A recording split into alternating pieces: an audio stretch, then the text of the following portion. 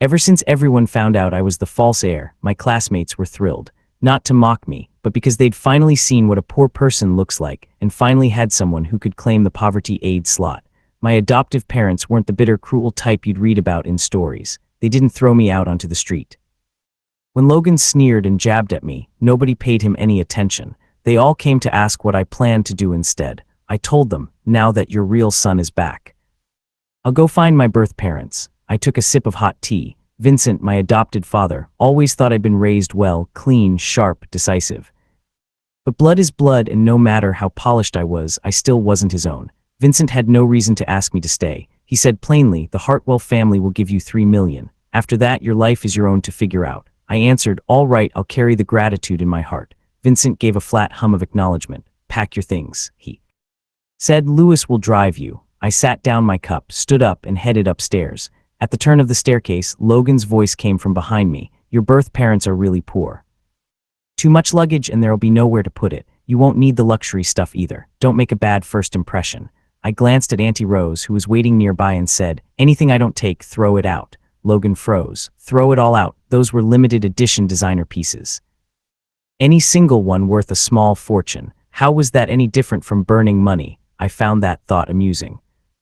I went straight upstairs, grabbed a small backpack, packed nothing but my documents and phone, left everything else behind, and walked out of the Hartwell estate without a second glance. The car dropped me at an old residential complex. I looked up at the unit number, confirmed it was right, and knocked on the iron gate. Through the worn lines of her face, I knew instantly this was my birther. I smiled softly and said, I think I'm your son. Hannah froze. We stared at each other through the iron bars. I asked politely, may I come in? Hannah snapped back to herself, quickly unlocked the gate, and welcomed me in. She poured a glass of warm water and handed it to me, her expression a little stiff and uncertain. I took a sip and gave a brief explanation of the mix-up. Logan is the Hartwell family's real son, and I am yours. Raymond and Hannah had once wondered if this might be possible, but faced with their own flesh and blood standing there so refined and composed, they couldn't help feeling flustered. I had already reviewed the Linden family's records and had a rough picture of everyone. Is there anything you'd like to ask me? This felt nothing like a family reunion. It felt more like a business negotiation. Hannah nervously asked what I'd like to eat. I smiled softly. Nothing in particular, I said. Hannah glanced at Raymond and got to her feet. I'll head to the market then. Call Lara and Nicole. Tell them to come home. Hearing the iron gate clang outside, I got up and stepped out. I met my birth sisters. With a warm, easy smile, I said, I'm Ethan.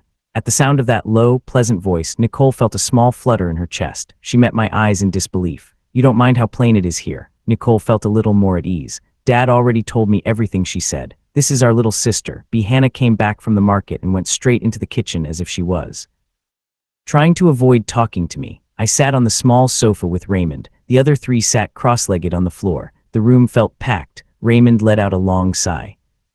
You've seen how it is, all of us squeezed into less than 600 square ft. I'll rent you a place outside and send you a monthly allowance. I met Raymond's eyes calm and steady. Are you saying I'm not welcome to live here?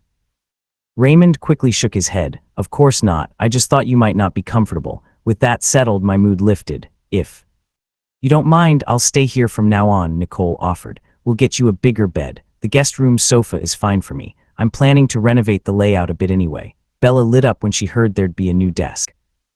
Bouncing on the spot with excitement, Hannah carried dishes out from the kitchen. Dinner's ready, she said. On the table sat a pot of rich fish soup and a plate of generously sized steamed shrimp. Bella's eyes lit up. These were her favorites. Dishes she only got to eat during holidays. I'd grown up eating the finest food, so this spread didn't move me the way it might have, but the care behind it was impossible to miss. The awkward tension at the table melted away. I had arrived with nothing but money. I figured I'd head out and pick up a couple of outfits nearby. Bella eagerly volunteered to show me the way, so I took her hand and we headed out. Shopping used to mean a private, very important person's suite. Browsing the racks myself was a new experience. I picked out 3 or 4 casual outfits and grabbed a pair of sneakers while I was at it. On the way home, hand in hand with Bella, we passed a candied hawthorn stall. I caught her sneaking glances at the glass display case, then quietly looking away like she knew better than to want it. I bought her a strawberry one. Bella's face broke into pure joy as she held it. She grinned and held it up toward me. Ethan, you have one too. I paused for just a moment. I ruffled Bella's hair. I'm not big on sweets. Told her. Bella counted the strawberries on the skewer. One for Nicole, one for Laura, one for Mom, one for Dad, just enough to go around. I smiled and gave a small laugh, then took her hand and headed back to the complex. From a distance, I spotted Laura rummaging through something. She pulled a doll out of a battered cardboard box. At the sound of my footsteps, she quickly hid it behind her back. She watched me approach step by step. My expression stayed flat. No need to hide it, I said. I already saw. Laura lowered her eyes like a child caught in the act and slowly brought the doll back out. Logan used to love this doll. He'd hold it every night to fall asleep. I never thought he'd throw even this away. This wasn't the only thing he threw away. I said it flatly and it landed. I sighed quietly inside. Pain is what makes people wake up. Out loud I said, if you want it, take it home. She tossed the doll back into the box and gave me a bitter smile. That night, a small electric fan was creaking away. In the summer heat, through the thin, worn windows came the noise of neighbors, voices shuffling, all of it bleeding through. I woke in the middle of the night to hushed voices. Nicole and her parents were whispering just outside. Ethan probably can't sleep on this mattress. He was tossing and turning all night. Let's get him a good mattress. My scholarship comes in next week. I'll cover it then. Their voices were barely above a whisper, but I heard every word by the time I got dressed and came out. Nicole and Raymond had already left. I asked Hannah, where did Raymond and Nicole go? Hannah poured me a glass of warm water. Nicole went back to university early. Raymond drove her to the train station on his ride-hailing shift. Morning tickets are cheaper. Nicole was clearly someone who pushed frugality to its absolute limit. And yet she didn't hesitate to spend money on a softer mattress for me. Something about that sat strangely in my chest. Laura had left early for her part-time job. Bella was out playing with the neighborhood kids. Hannah had gone to the craft workshop for the day. I had the place to myself. At the sound of the door, I got up and opened it. Sienna burst in loaded with tools. I haven't even eaten breakfast yet, she announced. I walked her through the rooms and told her what I had in mind for the renovation. Sienna's face scrunched into a knot. She looked pained. Your old mattress alone costs more than $20,000. Now you want me to redo the whole place for $20,000. I leaned against the door frame, arms crossed. If it were easy, I wouldn't need you. Once she'd measured every corner of the apartment, a rough layout began to take shape in her mind. We went back to the living room and sat down. Sienna closed her tablet. You're really staying here, tired of the fine dining?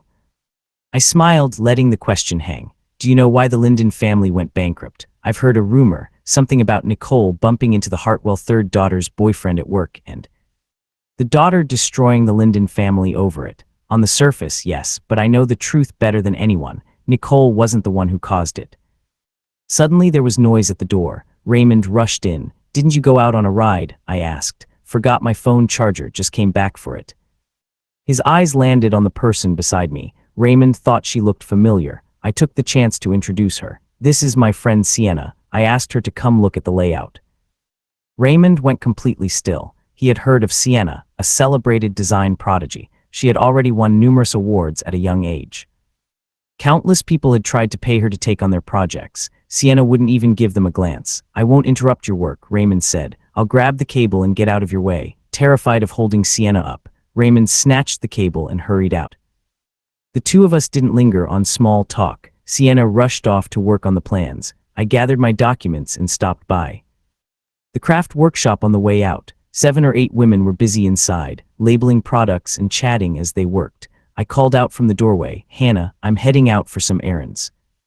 I won't be home for lunch. Hannah smiled warmly. All right, don't be too late tonight. I made my way through the crowded market intersection. A black Missy Elren sat parked at the side of the road. I pulled open the rear door and got in. The girl beside me had soft, warm features. She'd had her eyes on me from the moment she spotted me in the distance. You really are heartless, she said. Something this big and you're only telling me now? I curved my lips slightly. You were abroad. What would telling you sooner have done? Serena let out a slow knowing.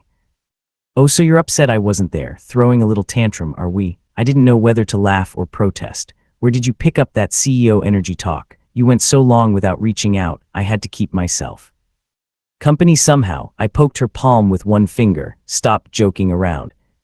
Are you adjusting okay to life with the Linden family? Serena asked, her voice shifting to something softer. Honestly, not really. I barely slept last night. I leaned into Serena's shoulder, and at the sound of her low, steady voice, the tension drained out of me. My voice grew quieter. I've had Sienna come take a look. Renovations can start tomorrow. As quick as ever, she said.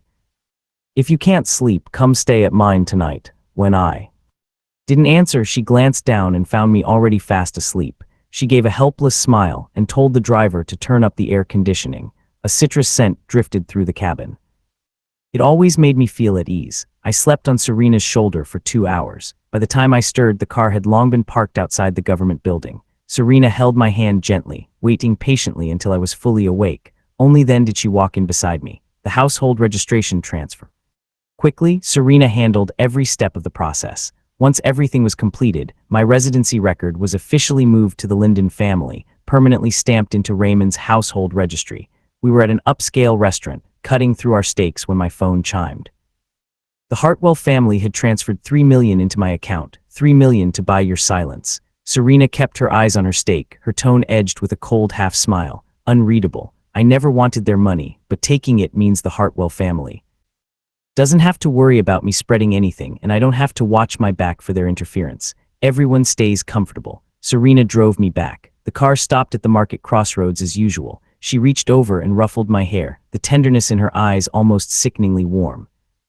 She didn't tell the driver to leave until I had turned and walked into the market.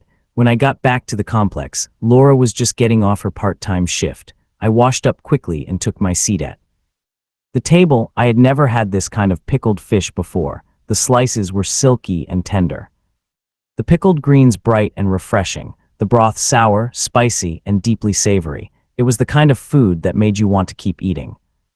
It was the most satisfying meal I'd had in 17 years. I had 2 full bowls of the broth alone. Hannah beamed. Tomorrow I'll learn something new to cook, she said. Ethan, Laura said carefully, choosing every word. I called Central High School today, if you want. There's a spot open, the one Logan left behind. At the mention of changing schools, Hannah lowered her eyes and pressed her lips together. Our situation, we really can't afford to keep you at Crestwood Academy. We're so sorry. I genuinely couldn't understand the Linden family's logic. Not enough money. Sorry, house too small. Sorry, can't afford a private school. Sorry, there was nothing to be sorry about. What you want, you fight for yourself. Depending on others will never get you anywhere, even if that person is family. That was the lesson the Hartwell household taught me. Laura, I appreciate you thinking of it, but I'm staying at Crestwood. Before Hannah could voice her worry, I already knew what it was. I raised a hand to stop her. First in the year at Crestwood Academy gets a full tuition waiver. You don't need to feel sorry for me. What I need, I'll get myself.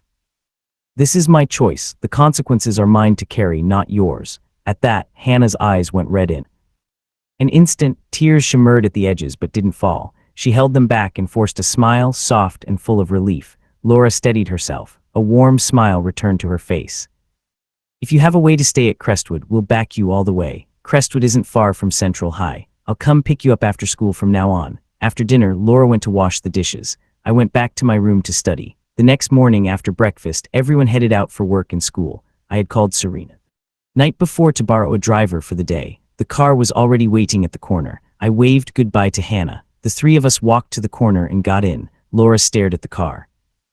I glanced at the Toyota badge. I had asked Serena to send the cheapest car she had. No one could have guessed it would be a brand new Alphard. For Serena, it probably was cheap, but next to the Linden family's beat-up second-hand car, this thing was absurdly out of place. Is this your friend's car? Laura could barely believe it. You left the Hartwell family, and you still have cars and drivers on call. Are you sure you're not still their heir? My expression stayed calm, unbothered. I was just quietly exasperated at Serena's arrangements. Bella sat quietly in the back seat.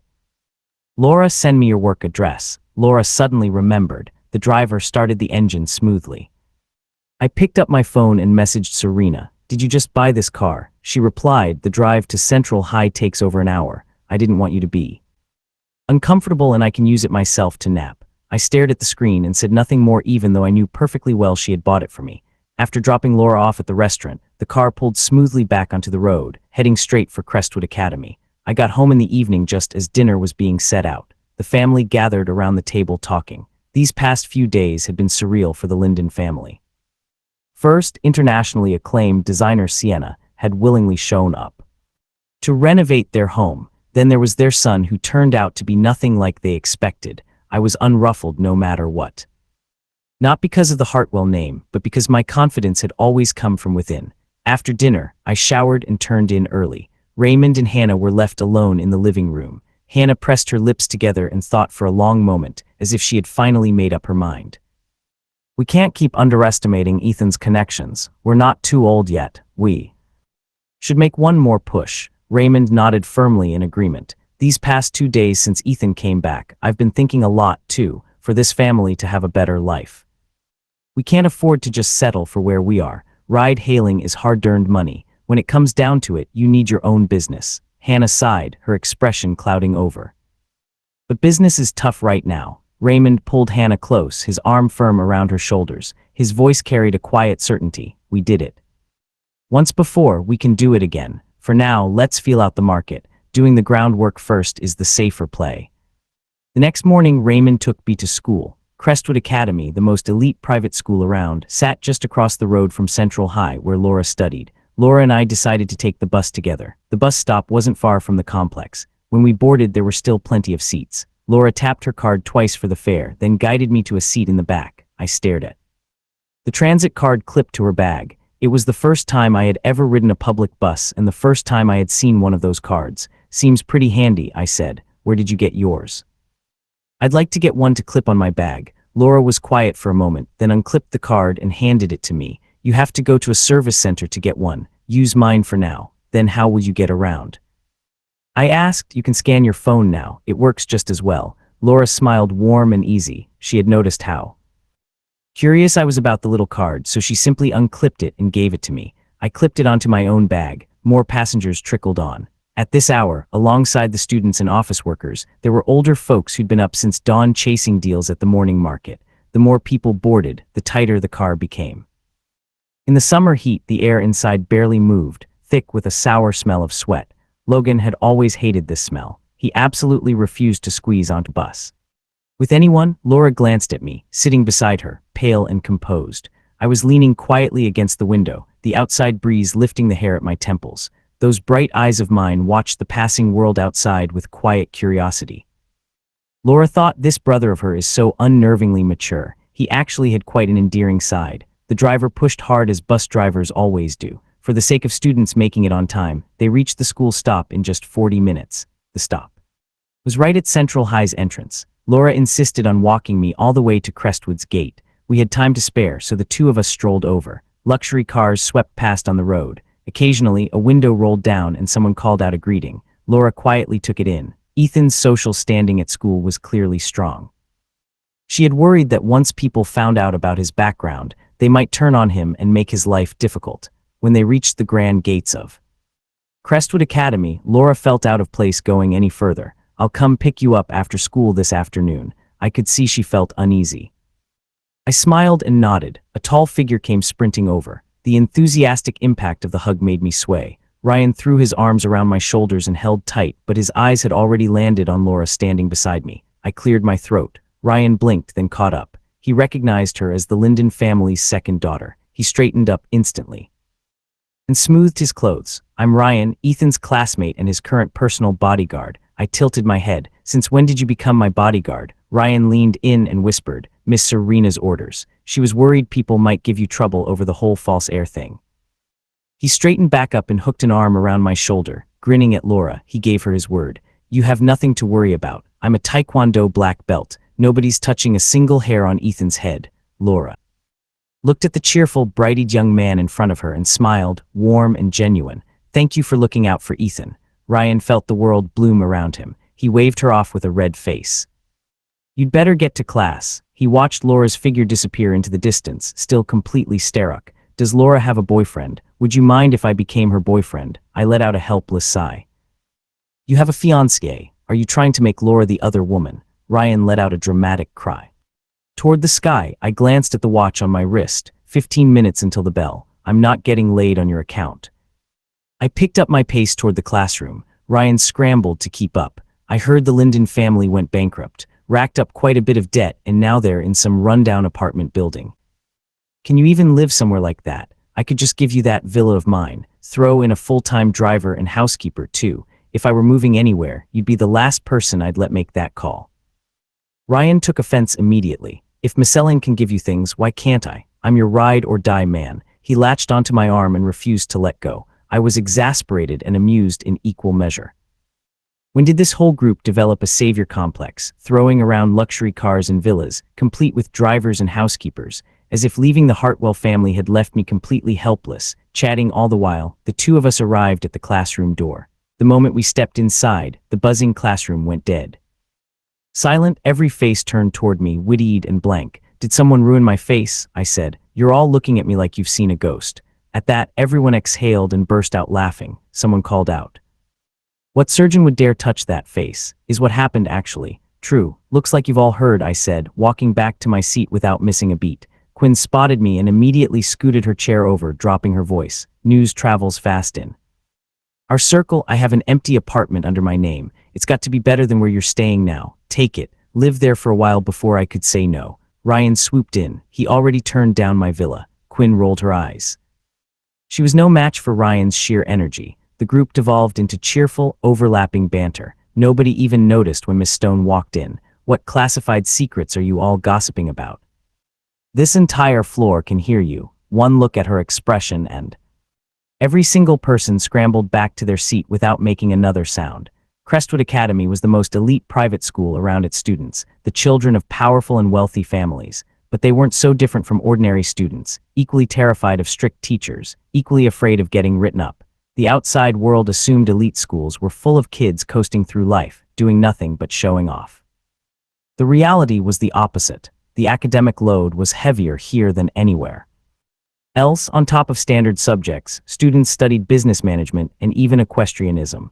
Crestwood was founded by the elite, and its standards for student conduct were uncompromising. Any disrespect toward a teacher brought severe consequences, not just for the student. It could ripple all the way to their family's business. "I'll let it go today. It's the first day back, but this is your final year. Stay sharp, stay out of trouble. Are we clear?" "Yes, Miss Stone," came the chorus. "We have a transfer student joining our class this semester. Logan, everyone, please welcome him." The mood in the room shifted immediately. Every pair of eyes swung toward the front. Ryan shot me a look. I just smiled, calm and thoroughly amused, giving nothing away. After a few grueling days of etiquette training, Logan had finally picked up something resembling the manner of a young heir.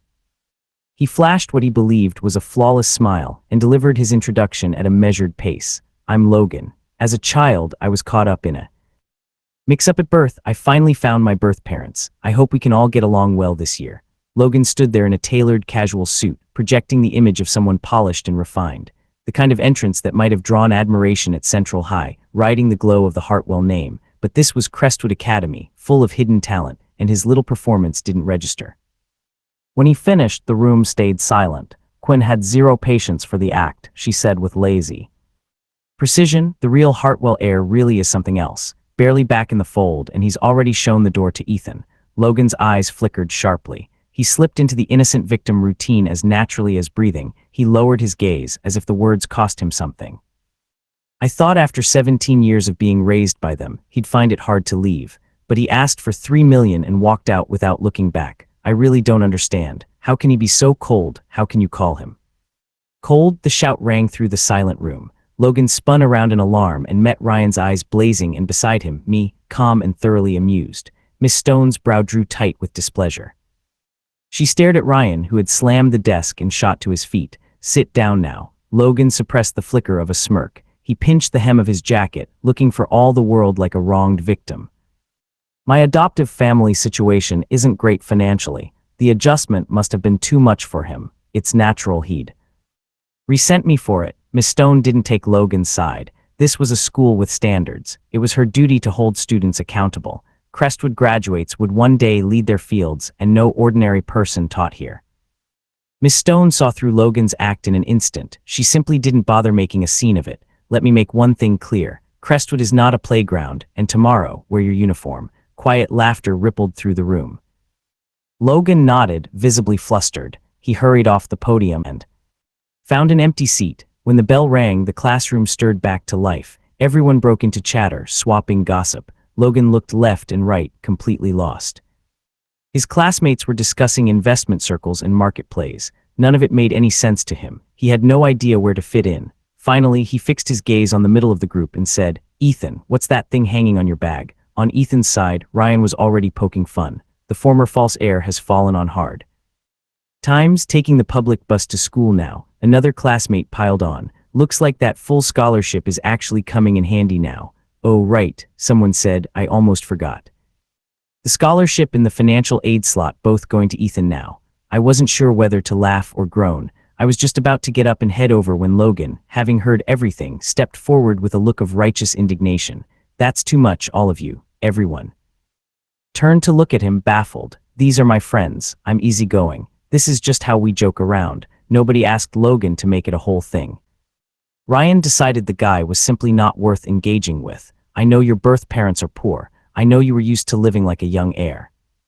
Going back to the Linden family must be unbearable. I could put in a good word with my parents. If you apologize properly, I'm sure they'd let you come back. Logan played the part of a genuinely concerned friend to anyone watching. He was the innocent, kind-hearted one, and I, the false heir, was the ungrateful one who didn't know better. But the room went quiet in a way Logan hadn't expected. Everyone simply stared at him, watching, saying nothing, like they'd spotted something deeply unusual. After a long silence, Ryan turned to me with a genuinely puzzled look. Does he not feel embarrassed? Because I'm embarrassed for him. The room burst out laughing. That one landed. I genuinely mean well, Logan. Pressed on, the Linden family is bankrupt. They can't give you a good life. My parents are good people. They were just angry in the moment. You left without looking back, taking the money and going. But if you apologize to them, I'm sure they'll welcome you back to the Hartwell family. I smiled at that, the kind of smile that had no words behind it. I'd spent 17 years in that house. I knew Vincent and his wife far better than Logan ever would. They didn't even necessarily care about their own blood. What chance did an adopted son ever have? Getting no response, Logan switched tracks. The renowned designer Sienna is redesigning my room, he announced. News to me, I said, the corner of my mouth lifting. Logan lowered his gaze with a modest smile. I told them it wasn't necessary, but they said they'd neglected me for too long, and they insisted on making it up to me. They're bringing in the best designer to redo everything exactly the way I like it. I set my phone face up on the desk and put it on speaker. You really commit to the act, Ryan said dryly. A furious voice exploded from the speaker. That is complete nonsense. When did I ever agree to do any design work? Logan, right, I told him to get lost yesterday on the phone. Does he not understand words, or is he just slow? He had the nerve to call himself the Hartwell heir, said he'd pay me to shut up and work, said the Hartwell family was not someone I could afford to cross. I don't care about his money. I don't care who he is or what family he's from. Nobody commands me. He's been spreading lies that damage my reputation. Does he think he can afford what that costs me? The voice on the line was sharp as a blade. Ryan cut the call without a second thought and shot me a look like he'd just done something heroic. I gave him a thumbs up. Well played. Everyone in that room was sharp. Among their own circle, they all knew exactly how each other's minds worked. They weren't at Crestwood just to study. They were building connections because the people around them now would be the people they dealt with for the rest of their lives. Cultivating the right relationships now would pay dividends when the time came to take over the family business. Who was the true heir and who was the false one? That didn't matter to them. What mattered was whether a person had value. Anyone who ranked at the top of the year was going to be someone eventually. This was their opportunity to build that connection. I might no longer carry the Hartwell name, but Logan without the Hartwell family behind him was nothing. Nobody had any particular grudge against Logan to start with. Out of respect for the Hartwell influence, they could have been civil, but he couldn't hold himself together, and he had the nerve to come and start something. My silence wasn't patience, it was indifference. I had no interest in wasting energy on someone irrelevant. But if Logan kept pushing, then no one could blame them for how they responded. The air grew heavy and awkward. Logan's face went pale as iron, the corners of his eyes re-end. He looked lost and honestly a little pitiful. Where there are people willing to stand up for you, there will always be people who can't stand you. Brad stood up, playing the righteous defender. That's way too far. Is humiliating someone really that entertaining? Logan is just worried about Ethan. The Linden family is bankrupt. He only wanted to help. Is all this really necessary? The room stared back at Brad, everyone knowing exactly what he was really doing. Brad looked outraged on the surface. Inside, he was thrilled. I had outpaced him at every turn, and this was his chance to finally flip the table. With the Linden family now bankrupt, he saw his opening and he was working it. play it perfectly, and he could also curry favor with the real Hartwell heir in one move, kill two birds with one stone. Logan looked up surprised and struggled to hide his relief as he shot Brad a grateful look. Brad returned it with a warm smile, something like genuine concern flickering in his eyes, as if Logan were actually his friend. At that moment, a knock at the classroom door turned every head in the room. Serena stood in the doorway holding a folder. "What's all the excitement?" she said. Brad froze mid-posture, instantly deflated. Serena didn't spare him a glance. She walked straight toward me. "Just dropping something off," she said simply. She said it casually, but Brad didn't dare make a single sound in response. Everyone else in the room was a future heir in training. But Serena already sat at the same table as their parents' generation. Logan studied her quietly. She was dressed simply in cleanly, fair skin, strikingly beautiful face, her whole presence effortlessly above the room. On her wrist, a deep red Bodhi bead bracelet. As she passed him, he caught a faint trace of citrus. Logan was genuinely shaken. He had always thought Laura was the beauty of the Linden family, but standing before this girl, Laura didn't even come close, and she's dressed so simply she must just be a delivery girl or something. Yet she looks like that. What Logan didn't know was that the clothes Serena was wearing, paired with her understated accessories, especially that Bodhi bead bracelet, were worth more than a villa in Harborview. Quinn teased, "What could possibly be worth Serena making the trip herself?" Serena's gaze fell on me, making no effort to hide the warmth she reserved just for me. "I'm Ethan's personal errand girl, even a single leaf. I'll deliver it myself." The room erupted in teasing laughter. Serena and I didn't flinch, completely at ease, completely open about it. Everyone knew exactly what they were to each other. Childhood friends growing up side by side, both fully aware of the other's heart. Nothing to hide. They hadn't made it official simply because the timing wasn't right, both choosing to put their careers first for now. Serena set the folder on my desk, and the room immediately crowded around in amazement. Everyone leaned in for a look. "This project proposal is stunning. Ethan never disappoints. Looks like this year's spot is yours." My proposal scored quite a bit higher, I said. I said nothing more, leaning back with the easy confidence of someone who had already won. Logan glanced over from the side. He recognized it. Bella had made this. That's the little Linden girl's work, isn't it? A child scribbling passed off as a serious project proposal. That's pretty disrespectful to everyone else. Competing, Quinn gave him a flat look. "That's a bold thing to say. This is the top-ranked proposal in the evaluation. You're calling this a child scribbling." Logan went silent. I curved my lips. "Bella put real effort into this. She made it especially for me. No empty theory from any of you could match that," I said, and I meant every word of it. Everyone protested, calling me out for playing favorites. "Serena, can you please do something about him?" Serena tucked both hands into her pockets. She leaned slightly onto my desk. "Ethan's always been the one giving me orders. Who am I to manage him?" I laughed softly and reached out, hooking my fingers around her bracelet. Logan stepped forward, unbothered by his own ignorance. "You're not a student here, right? I get it. Everyone needs to make a living." Serena narrowed her eyes in genuine confusion. She had already suspected Logan wasn't the sharpest, but she hadn't expected him to be this blind. The room went still. Someone had just called Serena delivery girl. That might be the most absurd thing said all year. Ryan was doubled over laughing. "You think Serena is a delivery girl?" I raised an eyebrow, thoroughly done. I took back every generous thought I'd ever had about Logan's intelligence. He wasn't naive. He was just genuinely, thoroughly dense. Someone who laughed and joked with this circle of wealthy heirs. Someone they all called Serena with that particular kind of respect. Could not possibly be ordinary. Serena glanced down at my hand. "Sienna asked me to pass something along. The plans and furniture have been sorted. She wants to know if tomorrow works to start." I kept my voice low. "I'll get back to her later." I glanced up and met her eyes. "You've wrapped up the acquisition deal.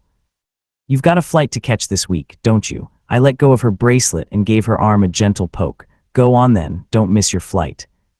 "I'll bring you something back," Serena said, lightly tipping my chin with her finger. Their voices had dropped low enough to form a quiet world of their own, like an invisible wall had risen around them. The others instinctively gave them space, silently eating this up. Ryan had his chin propped in his hands. Quinn stared with a slow parade of question marks forming above her head. "Is it really okay to be this oblivious to everyone around you?" When school let out, the area outside the gates came alive. Street food vendors were setting up, drawing steady crowds. Even the wealthy heirs of Crestwood couldn't resist street food at their age. Among the constant flow of people, Laura stood out, her presence gentle and quietly striking, like a figure from another era, a quiet melancholy drifting through her features. If Laura ever starred in a period drama, I thought she'd break hearts without even trying. Just look at Ryan for proof. The moment he spotted Laura, he forgot how to blink. Then two voices called out at the same time. I followed the sound and saw Logan's face bright with a wide smile jogging toward Laura. The sight of that smile made something inside Laura pull in two directions at once. She thought of the times she used to go meet him after school, how he'd come running toward her with that same excitement. She had loved him so much, that little brother of hers, when the Linden family first went bankrupt. Things had stayed the same for a while. They still rode the bus home together. Sometimes they'd feel like walking instead. Halfway through, Logan would always ask her to carry him, and Laura would laugh and take him on her back. The rest of the way home, riding on her back, he'd say, "My sister is the best sister in the world. I'm the happiest kid alive." And then it all fell apart. At some point, the smile disappeared. What replaced it was something twisted and ugly. "I'm sick of this bus. I'm done. Carry me back then. What's wrong with you? You can't even walk a little without giving out. Can't you just buy a bike? No money, then go get a job." In the end, he threw her away, the same sister he had once called the best in the world. Laura swallowed. She didn't know how to face him anymore. Logan didn't notice a thing. His smile stayed bright and sweet. "I really miss walking to school with you. It's a shame I transferred to Crestwood. My classmates don't seem to like me much. They only hang out with Ethan." As he spoke, the smile slowly faded. His eyes grew red at the edges, as if Ethan had led the charge against him and he was the wounded one. Laura caught the implication. She thought about these past few days with Ethan, and the words to push back nearly came out on their own. "Ethan isn't like that. He's not petty." I had spent 17 years in a wealthy household, yet I never once complained the Linden home was too small or that the mattress was too hard. I told Hannah her cooking was wonderful. I bought B sweets. I thought of what each family member needed and quietly took care of it. I had been so good, so genuinely, unexpectedly good, that it made Laura feel guilty. As an older sister, she hadn't been able to do much for me, and yet I was the one looking out for everyone. Logan's expression froze. He had assumed that once I walked out of the Hartwell estate and saw that rundown place, every trace of the privileged air in me would come pouring out. But Laura actually thought well of me. In just 2 or 3 days, she seemed to have moved on from 17 years with her old brother and welcomed me in. Hearing Laura defend me so clearly, Logan went still. I curved my lips. I wasn't aware Logan had been going around collecting sisters. The easy warmth in my eyes shifted, a quiet edge slipping through. "You just enjoy taking things that belong to someone else," I said, inkling their sisters. The shadow lifted from Laura's face all at once. A soft smile returned to her lips, and she didn't give Logan another glance. A brief light passed through my eyes. The corner of my mouth rose in a quiet, unhurried curve, watching the two of us walk away. Together, a fierce jealousy rose in Logan's eyes. He watched our backs as we laughed and talked. All of this had once been his. Logan ground his teeth. His fists clenched so tight his nails bit into his palms, and he didn't feel a thing. His breathing grew ragged. Only after our figures had completely vanished did Logan slowly come back to himself. Everything he'd ever wanted, he had it now. The wealth, the glory of the Hartwell name. Just a bunch of nobbies, he told himself. He was the real Hartwell heir. The moment he saw the Hartwell estate, that sprawling, magnificent villa, the resentment drained out of him. He smiled with deep private satisfaction. Logan snapped at Auntie Rose with all the arrogance of someone who'd been born to it. "What are you standing there for? Go make the tea." Auntie Rose gave a small bow. "Yes, young master." Since this young master had arrived, whenever Vincent and his wife were out, the household staff walked on eggshells, barely daring to breathe. The slightest thing that displeased him meant a tongue lashing. Wrong tea, replace it. Food not to his liking, back to the kitchen. Ethan had never once lost his temper. At the very least, he had treated them like people. But this new young master threw cups and plates at the slightest provocation, as if they weren't staff at all, just tools he could use however he pleased. Logan's voice came again, sharp and threatening. Auntie Rose snapped back to reality and hurried over with the tea.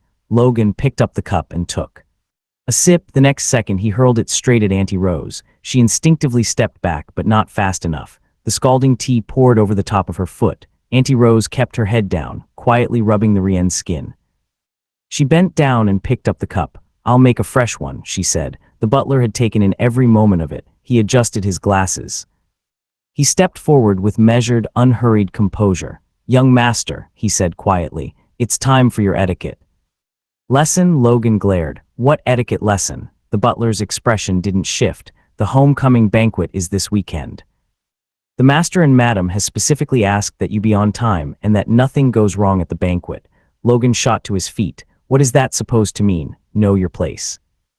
You're just a paid servant of the Hartwell family. You dare give me orders. The etiquette instructor showed Logan no warmth whatsoever. Ruler in hand, stone-faced, correcting every mistake. With blunt severity and no regard for his status. The only reason she could get away with it was that Vincent and his wife had her back. The butler gave a composed, unhurried nod.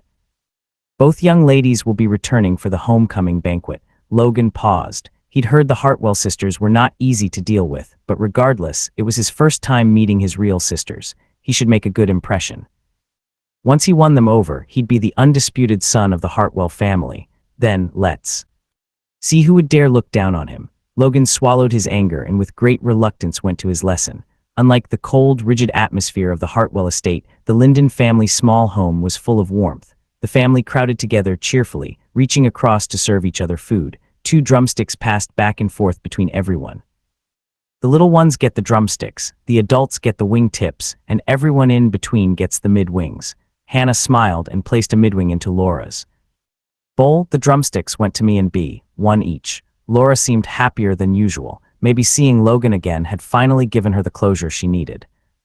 I looked at the drumstick sitting in my bowl. Something rare and warm stirred in my chest. The Hartwell family took dining etiquette very seriously. Seats were kept far apart. Talking at the table was strictly forbidden, so was making any noise at all. Serving food to each other was completely out of the question, and Vincent and his wife were rarely home to begin with. Both daughters had been sent abroad to study. Most of the time, I ate alone. The Linden family was nothing like that.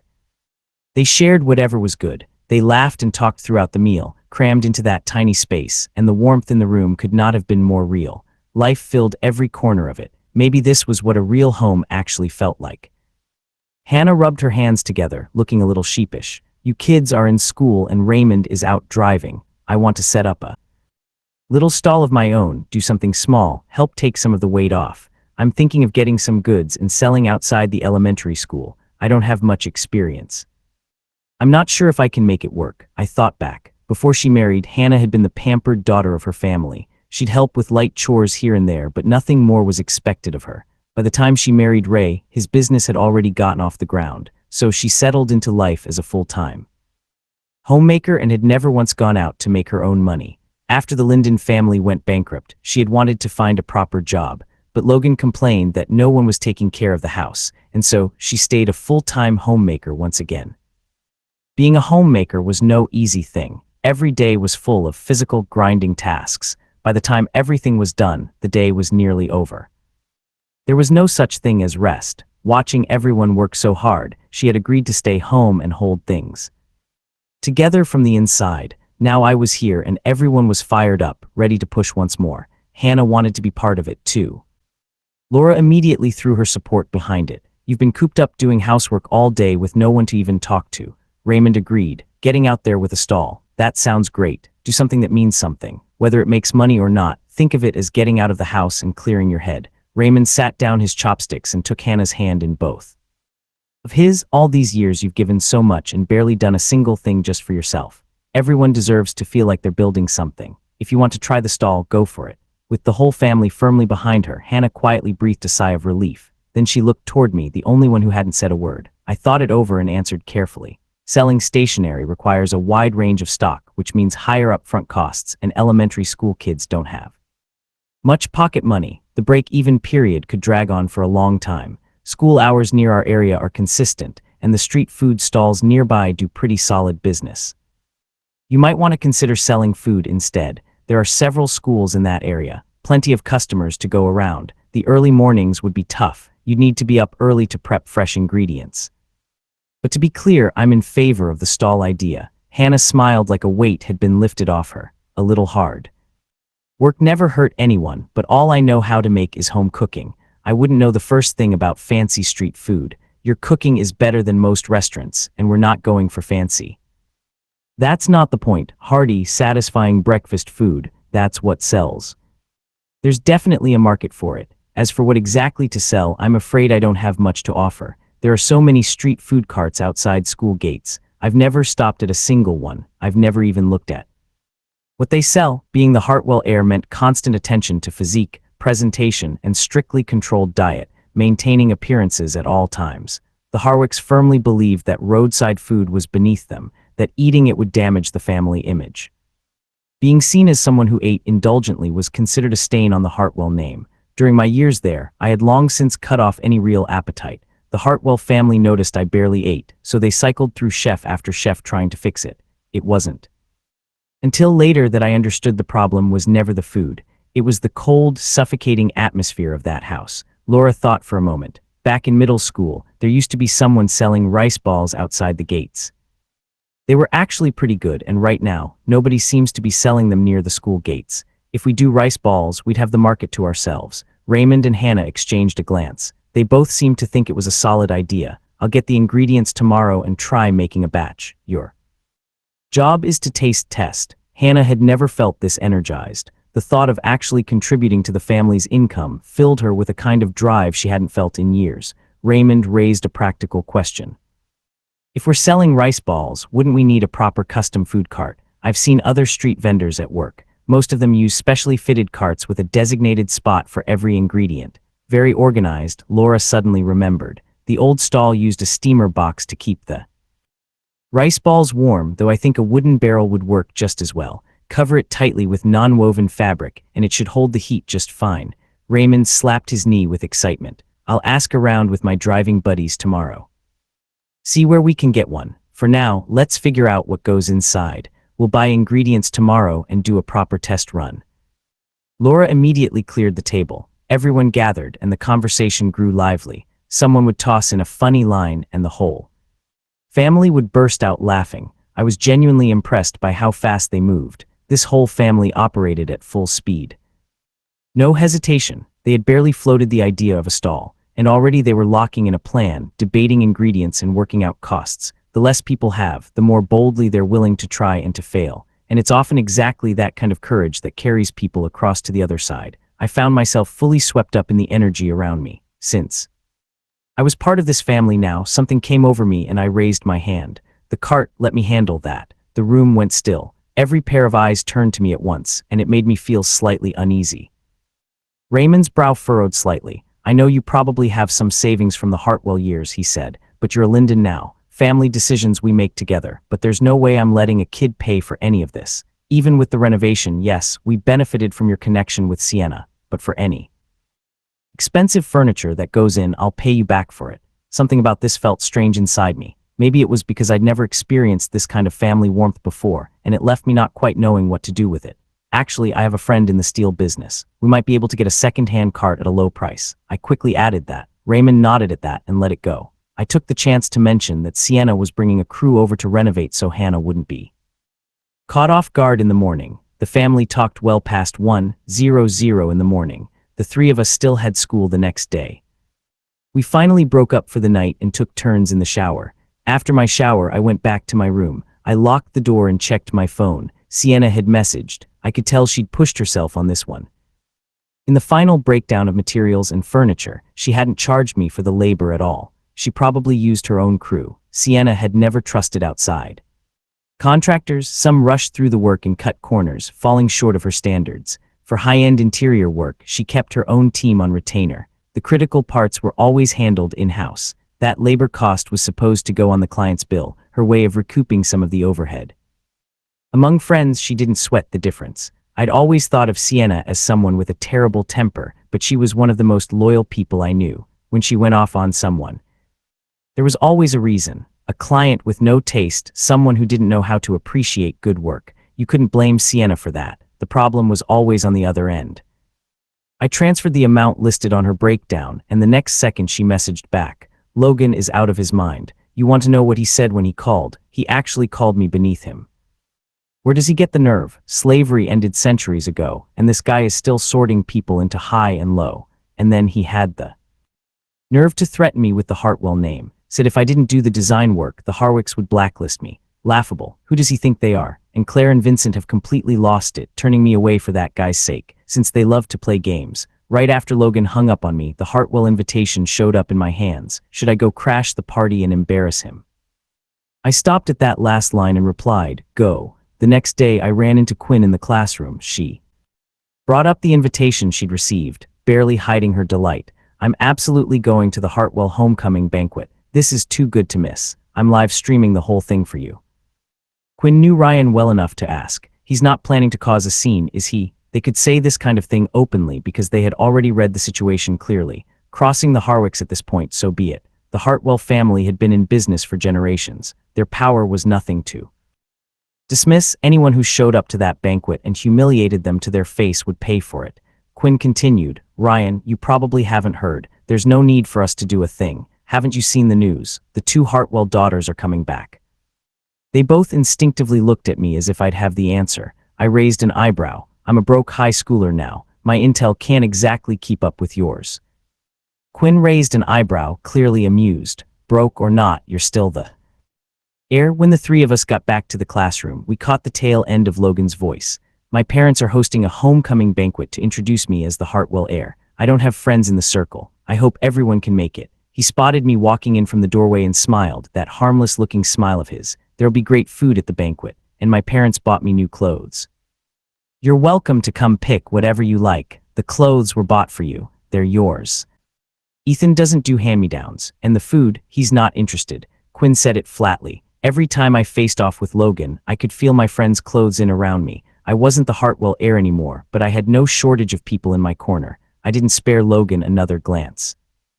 I walked back to my seat without looking up. I said, the Hartwell etiquette teacher needs some work. Invitations are supposed to be given in advance. This one doesn't count. I hung my bag on the side of the desk. Logan twisted his hands together, looking like someone who'd been wrongly accused. I just know your birth family doesn't have much. Going back there must be really hard for you. I wanted to invite you to the banquet. If you just apologize, I'm sure my parents would let you come back. Ryan jabbed a finger at him. Apologize for what? What exactly did Ethan do wrong? Logan went quiet, tears welling up at the corners of his eyes. The innocent victim routine in full bloom. He started this and now he's the one tearing up. Like he's the one being bullied. Brad wasn't going to let the moment pass. He stepped forward to defend Logan right away. Logan is just too kind. He's worried about you. Why do you have to be so aggressive? Ryan scoffed. I think he's genuinely not right in the head. Did he ever bother asking Ethan if he even wants to go back? Who gave him the right to play the concerned savior? Brad's lips moved but didn't form words. As someone in the same circle, he could see through Logan as clearly as anyone. But Brad was different from Ryan. Ryan was one of a kind in that class. Parents who adored each other, a home full of warmth. The family business was going to Ryan, no question. Brad had brothers. Inheritance was far from guaranteed, and he knew it, so he was quietly shopping for a strategic marriage. If he could marry into the Hartwell daughters, his future would be secure, and his family's ties to the Harwicks would give him real weight at home. And so, he chose Logan's side. Logan was naive in this circle. But naive people are easy to manage. I had no interest in getting involved. Other people's agendas were their own business as long as they stayed away from me. How complicated these circles could get, I knew better than anyone in that room. The less drama, the better. No point making enemies at every turn. Who's to say the outsider today won't be at the top tomorrow? With that in mind, I spoke up and broke the tension before Ryan burned any more bridges on my behalf. I looked at Logan. 2 things. I have no intention of going back to the Hartwell family, and I have no interest in competing with you for their favor. As long as you don't come looking for trouble, we can all coexist without a problem. But if you cross my line, let's see just how much the Hartwell name can protect you. Logan mid-sniffle felt his chest tighten. He looked up at me stunned. He met my eyes, steady, unshakable, completely sure of itself. He didn't understand it. There wasn't a trace of loss or defeat in me. Everyone in the class still had my back, same as always. They still called me by name with that particular tone that meant something. And now I was standing here making threats with a straight face. Who on earth had given me that kind of confidence? What would things look like if Serena weren't on my side? Logan kept staring at me, his eyes full of calculation. Quinn lounged beside him, drawing. With that brain of yours, you'll never figure it out. He had no idea how capable I was, but my classmates did, whatever they couldn't get through begging or bargaining. I could always find a way. My connections may not rival the Hartwell families, but add everything up, and even those at the very top of the capital circle can fall. Quinn smiled coolly with just enough condescension in her voice. The first rule of surviving this circle is knowing how to read a room. Ryan had no interest in educating Logan. He just didn't want the future headache. For once, he didn't push back against Quinn. Logan's back teeth were grinding. The redness crept into his eyes as he stared at me. He turned and stormed out. Brad called after him, ignored completely, then curved his lips and said lightly, "If you want someone's trust, you find them when their defenses are lowest." He watched me with careful eyes. I met them evenly. "I don't do things without a return, and you have nothing to offer me." Brad gave a dismissive shrug, then strolled out to go after Logan. With both of them gone, the whole room exhaled. Raised by the Harwicks, all business and leverage, no warmth or conscience to speak of. The reason Ethan gets along with us isn't the same. It's because we're the same age. We've known each other for years, and the trust was built slowly over time. The Linden family to me were still strangers who happened to share my blood. Ryan was genuinely curious, knowing my personality and what I was capable of. Leaving the Hartwell family probably meant going independent, staying with the Linden family now. There had to be a reason, but forever not a chance. Being a minor came with real limitations. At 18, I could open my own accounts and stand on my own. For now, things were stable, and helping the Linden family wasn't entirely without purpose. The renovation speaks for itself. I just wanted somewhere comfortable to sleep. I'm not exactly built for roughing it. I can't spend a whole year sleeping badly, and honestly, I wanted to leave them a little less in debt to me when the time came. Brad stood on the 5th floor corridor and spotted Logan alone behind the decorative rocks crying. He waited a solid 20 minutes before strolling down. Right before he reached the spot, he mussed up his hair and did 2 rounds of high-knee exercises. Then he jogged over breathless, playing the part of someone who'd been searching desperately. "There you are, I've been looking everywhere." Logan looked up, surprised. I am in no state to go back to class, feeling what he thought was genuine concern from Brad. Logan hadn't expected anyone to be in his corner, and every bit of hurt he'd been holding back came flooding out. Tears rolled down without stopping. "I just wanted to connect with my classmates. I didn't expect everyone to be so set against me." Brad patted his back gently. "That group has always been like that. They follow Ethan without question. I can't stand the way they operate. That's why I've never clicked with them. I can be your friend." Something lit up in Logan's tear-filled eyes. He nodded hard and let out a quiet, grateful sound. Since coming back to the Hartwell family, Logan had no one to talk to. Vincent and Claire were rarely home. Both sisters were still abroad. Around him were nothing but oblivious, mediocre people. No friends at school, everyone fawning over Ethan. Nobody who understood his pain. It wasn't like he could talk to a dog about it. Brad took Logan's hand. "I understand you. Going from an ordinary family to all this, there's so much to adjust to. You're under so much pressure. Whenever it gets to be too much, come find me. I may not be able to fix things, but having someone listen, that helps." Logan tightened his grip on Brad's hand. "Is the reason everyone sides with Ethan because of Serena? Serena isn't even in our class, but everyone in the room treats her with this particular difference. That means she and Ethan have some kind of arrangement. He doesn't need the Hartwell name because of his connection to Serena, even bankrupt.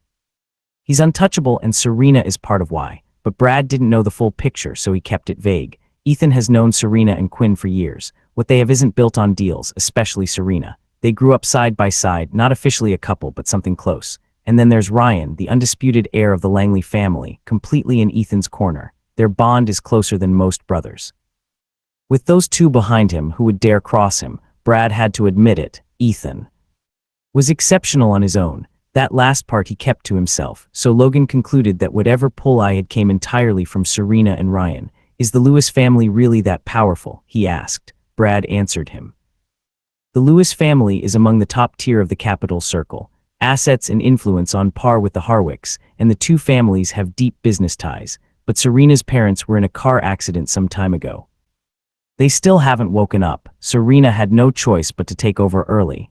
It's no secret in the capital circle, and Serena is no small force herself. She had just graduated high school when it happened, gave up studying abroad and walked straight into running the entire Lewis empire. Not a single major misstep in the past year, and she runs it with precision.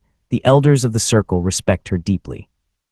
They call her Director Lewis." Listening to Brad's account, Logan absently smoothed the hem of his jacket, something turning over in his mind. The Hartwell and Lewis families were close. If Serena became his fiancée, Ethan would lose his biggest advantage. Back at the old residential complex, Hannah was making rice balls today. There were a lot of ingredients to get through. Raymond skipped his driving shift and stayed home to help her. When Raymond opened the door to Sienna, he looked confused. He stepped aside quickly and ushered her in with a respectful gesture. Sienna walked in and greeted them politely. She glanced at the movement in the kitchen and raised her voice a little. "I'm Ethan's friend. I brought a crew to work on the rooms. Hope that's all right." Hannah quickly wiped her hands and came out.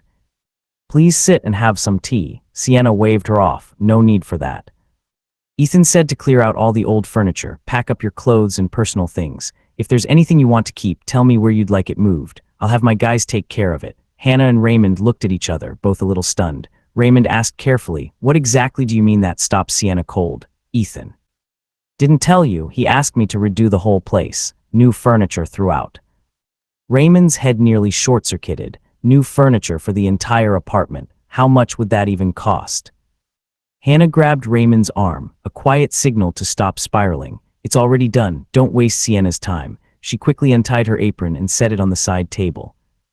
Hannah smiled warmly at Sienna. "Just leave the old furniture downstairs for now. No need for you to deal with the disposal. We have a truck that can take it away. Very convenient. Otherwise, you'd have to hire extra people just to haul it out." Sienna normally talked fast and operated with zero hesitation. The kind of person who decided things once and didn't revisit them.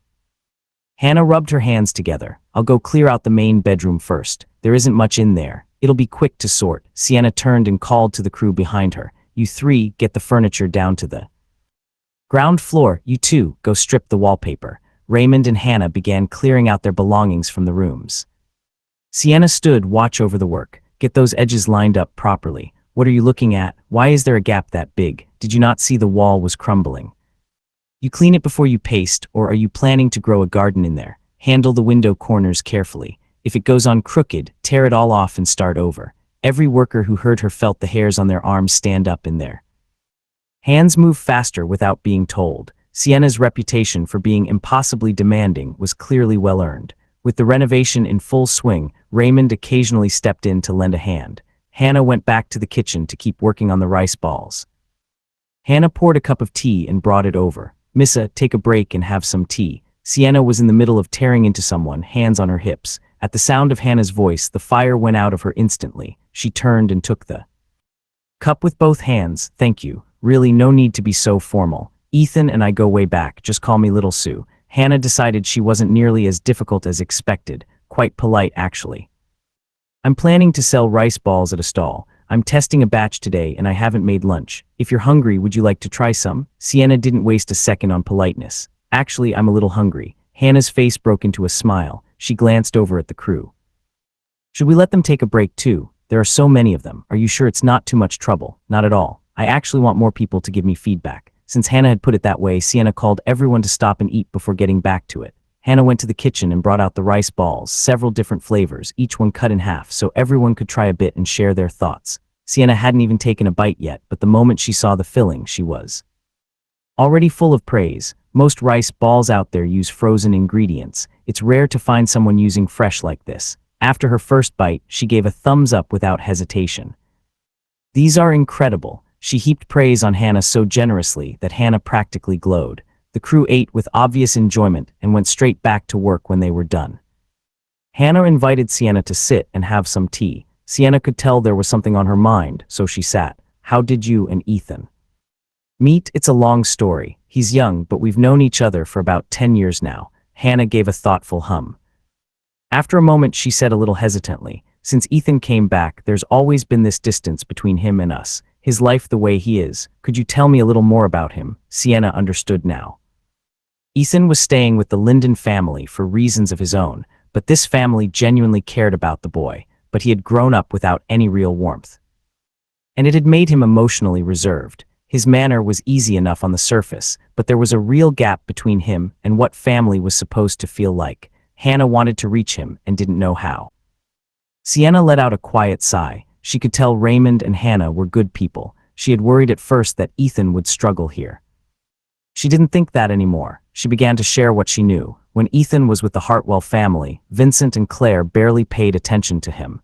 He was mostly raised by the two Hartwell daughters, but not with affection. It was more like a constant battle of wits, push and pull, love and friction, all tangled together. So he never really learned what warmth felt like. He became a little emotionally detached, not without friends, but friendship can't fill the hole where family was supposed to be. He grew composed over time, more polished and composed than anyone his age, but he lost the kind of openness that belongs to youth, the Hartwell household was nothing like a home. No warmth, cold and mechanical through and through. The 3 children it produced are each extraordinarily gifted, and not one of them is emotionally intact. Every one of them carries something broken. Hearing what her child's life had actually been like in that house, Hannah felt a pain in her chest she couldn't quiet. She had assumed that with food, clothes, and comfort provided, he must have been happy, and that the distance she felt now was just the difficulty of adjusting to a poorer home. Only now did she understand her son had never experienced warmth and it had made him cold. "So, what does Ethan usually like to eat?" she asked. "Honestly, I'm not sure. All I know is that the Hartwell family went through chefs constantly. Not one of them lasted half a year. School was out." Laura and I walked over to pick up Bella from elementary school. Several neighbors spotted Laura and called out, "Did your family come into money? Why did you replace all the furniture?" Laura was caught completely off guard. She instinctively looked at me. "Wasn't it just a layout adjustment and adding a desk? Why is everything replaced?" I blinked. "Sienna's idea. She knows people in the furniture industry. It didn't cost that much." I thought to myself, Sienna can take the blame on this one. Meanwhile, Sienna, currently in the middle of lecturing someone, suddenly sneezed.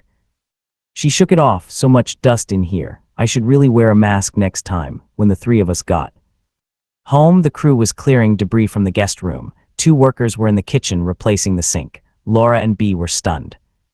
A compact shoe cabinet had appeared by the door. It looked far too narrow to fit a single pair until you opened it. The shoes were stored at an angle. Close the door and the angle increased, maximizing every centimeter. Small as it was, it held the entire family's shoes. No more piling them under the bed. The cracked walls were covered in fresh wallpaper. The worn sofa had been replaced with a stain-resistant one paired with a new glass coffee table. The little corner table had stayed, still holding its vase, now freshly filled with carnations. The living room window, which had had curtains before, was now fitted with clean white blinds, simple and bright. In the sunlight, the warm tones of the room felt like a different world. Sienna emerged from the guest room. She lit up the moment she saw me and pulled me over, practically glowing with pride. "Come see what we did with the guest room. You're going to love it." Laura and Bella followed, eager to see what their room had become. The moment they saw it, both of them looked like their eyes were about to fall out of their heads. The whole room was done in a fresh ocean blue. The interior floor had been raised with wooden boards, creating a tatami-style storage platform. With the wardrobe gone, the space felt considerably larger. The bunk bed remained. A mattress laid directly on the raised platform. Beside it, a proper step-up staircase led to the upper bunk. Far safer than the old vertical ladder. Each step concealed a drawer underneath, perfect for books and odds and ends. On the other side, a corner desk had been built in, one end for each sister, with room enough for both. A cramped little room transformed into something spacious and beautiful, and not a single practical function sacrificed. Every bit, the renowned interior designer she was. "This drawer can be pulled out and used as a bookshelf," Sienna explained. She pulled one out from under the steps. To demonstrate, books could stand upright in the space below. She knocked on the raised platform and looked at Bella. "Your brother told me you like to draw. This surface is stain-resistant. Sit here and draw all you want. No worrying about making a mess." Bella's eyes sparkled like she had stars in them. She thanked them breathlessly. "Thank you, Sienna. Thank you, Ethan. I have my own space now. I can draw as much as I want." At the sight of that beaming smile, Sienna felt a swell of pride she hadn't expected. She ruffled Bella's hair, deeply satisfied. Sienna leaned toward me. "This whole place, not counting my design fee, the materials alone came to over 50,000. Without me talking everyone down, 20,000 wouldn't have come close. That's why you're the one I called. Nobody else could have pulled this off." Sienna's chin lifted with visible pride. "If your budget hadn't been so unreasonably tight, I would have ripped out the floor tiles and redone the walls too." I turned to her. "I'll take you out to dinner when you're free, and the Moonlight Edition series just dropped." I met her expectant eyes. I nodded. "I'll send it to you in a couple of days." I let my eyes drift half shut, taking in the warmth of the room. Once the finishing touches were done, Sienna packed up and left with her crew. Raymond and Hannah had tried to keep her for dinner, but once the last outsider was gone, the family started debating what to have for dinner. With the renovation going all day, neither Raymond nor Hannah had Had time to cook. Tonight we're taking the kids out for a proper meal. Hannah took my hand and held it gently in both of hers. She asked quietly, "Do you like hot pot Shay Chen?" I wasn't used to physical contact like this, especially with people I wasn't close to yet. I thought about pulling my hand away and didn't. I answered her question with one of my own. "What made you ask?" The only time I'd ever had hot pot was a couple of years ago, a gathering at a hot pot restaurant I had a stake in. The food was quite good actually. The price though not exactly accessible. Wealthy people rarely go out for hot pot, so it shut down after 2 months. I hadn't had it since, Laura suggested. Then let's go get hot pot. The place at the corner is really good, fresh ingredients. He had the whole place redone for us. We should treat him. The decision was made almost instantly. Everyone go get ready. We're heading out. All 5 of us walked to the restaurant. Hannah held my hand the whole way, showing no sign of wanting to let go. I kept noticing she seemed warmer than usual. Maybe that's just how it is between a mother and her actual son. We got a big table at the restaurant.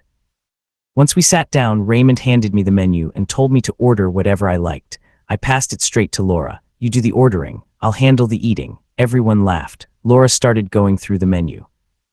After dinner, Raymond and Hannah took Bella home to rest. The evening streets were bright with neon and shop fronts, vendors calling out their pitches. LR and I walked home together. I brought up something I've been sitting on. "Why are you still in your final year of high school? The files the Hartwell family gave me said you should have started university this year, but you never submitted applications. You repeated the year instead." Given the Linden family's financial situation, whatever the circumstances, the practical thing would have been to get through university as quickly as possible, not use connections to repeat a year. At the question, Laura dropped her gaze. A small self-deprecating laugh escaped her. "You'd find out sooner or later. No point hiding it. Do you know why the Linden family went bankrupt?" I shook my head. "Is this connected to the bankruptcy?" Laura reached over and ruffled my hair. "When Nicole was working at the restaurant, someone came after our family, and that's what brought us down. At the time, the Linden family was fairly well off, but we'd only been building for a decade or so. No match for families who'd been in the game for generations. Nicole had watched the family grow from nothing. She never took it for granted or acted like someone who could just sit back and let things come to her. She chose to improve herself instead. She wanted to be someone who could stand on her own, even without the family behind her, to build real value, and eventually help push the business even further. So from high school on, every long holiday, she'd sign up for courses or pick up a part-time job to earn her own spending money.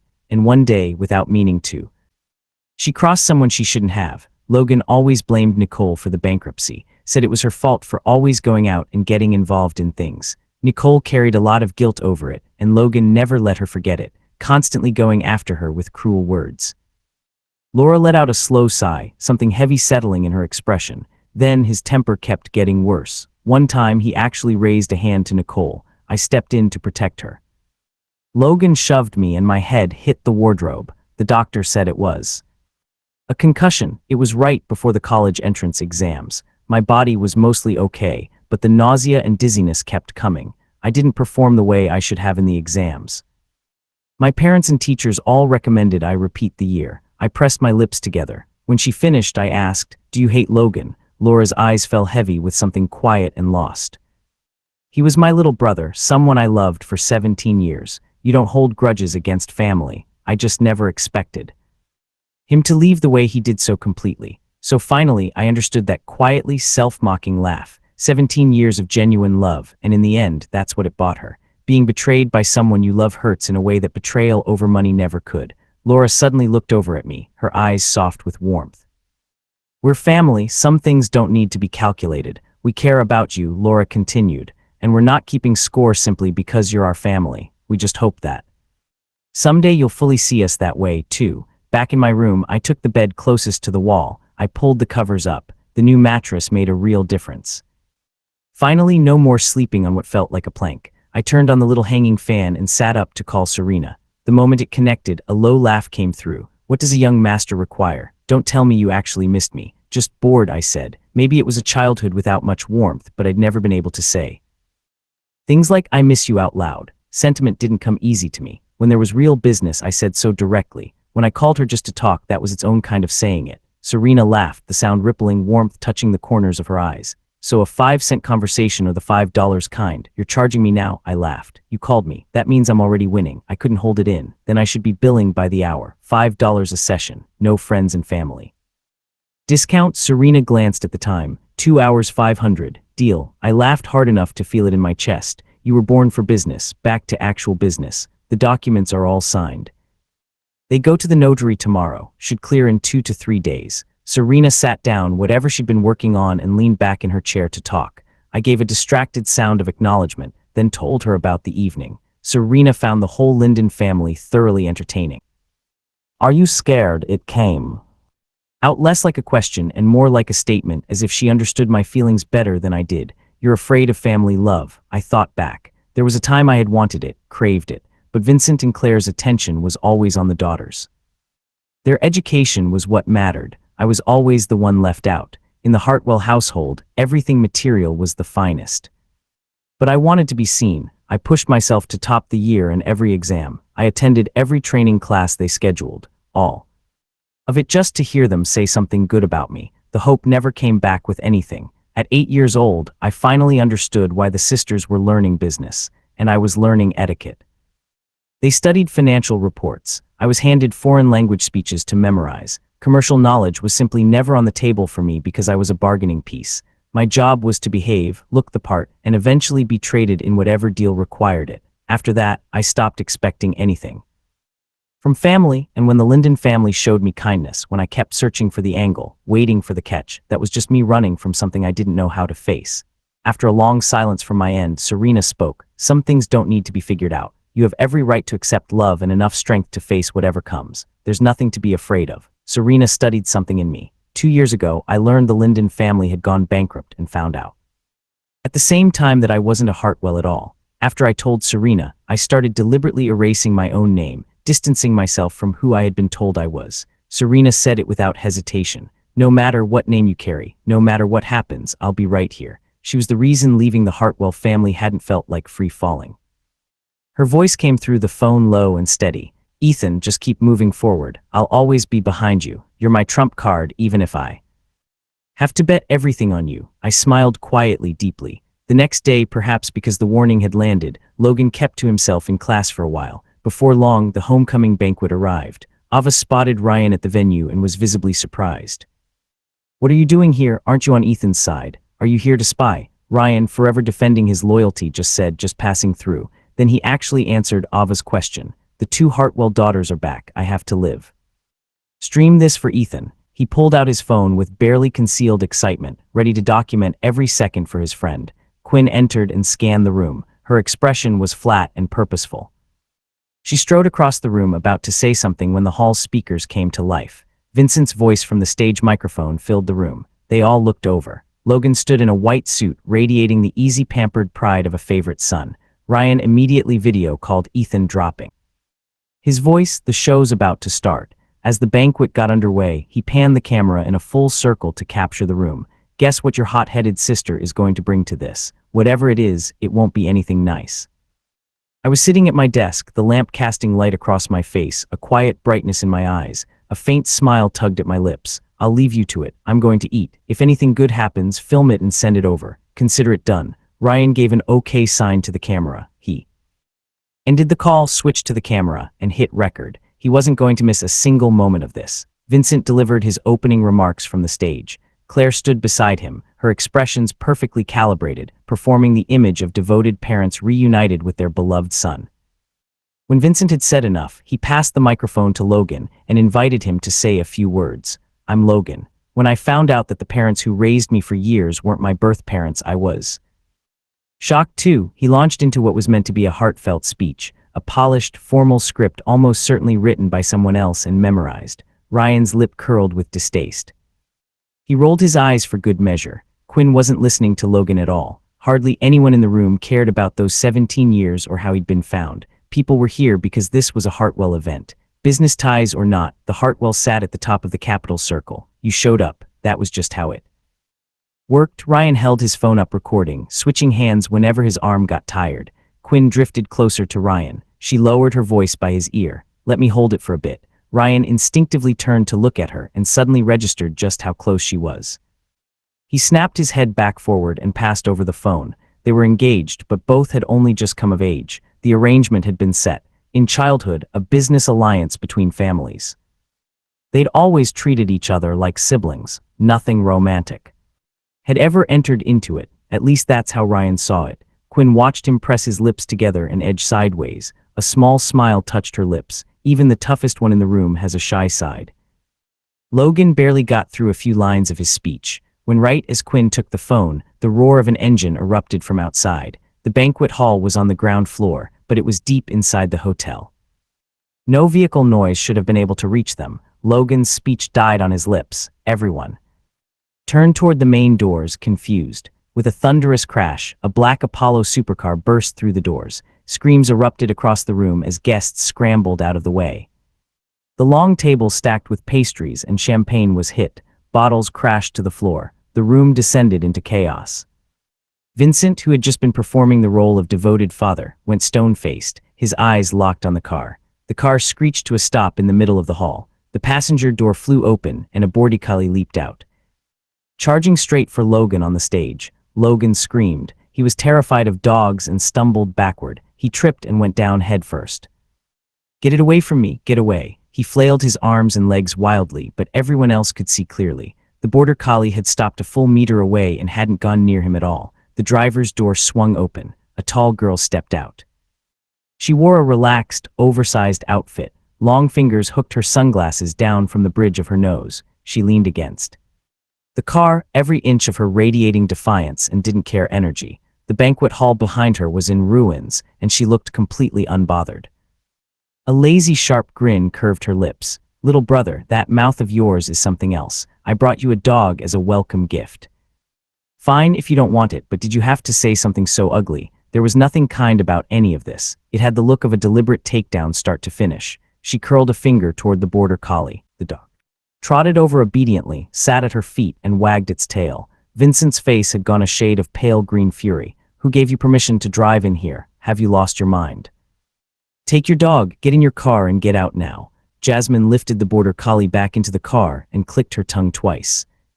"Why so upset, father? Your daughter's been abroad for 2 years. I suppose now that you have a new son, daughters don't matter anymore. Don't make me say it a third time." Vincent's voice dropped. "Lower, harder." Jasmine gave a long-suffering shrug, got back in the car and reversed out. Natalie, the eldest Hartwell daughter, had slipped in at some point unnoticed. She began moving through the room, calming the guests. "My sister acted out of turn. I apologize for the fright. I've had the adjacent hall prepared.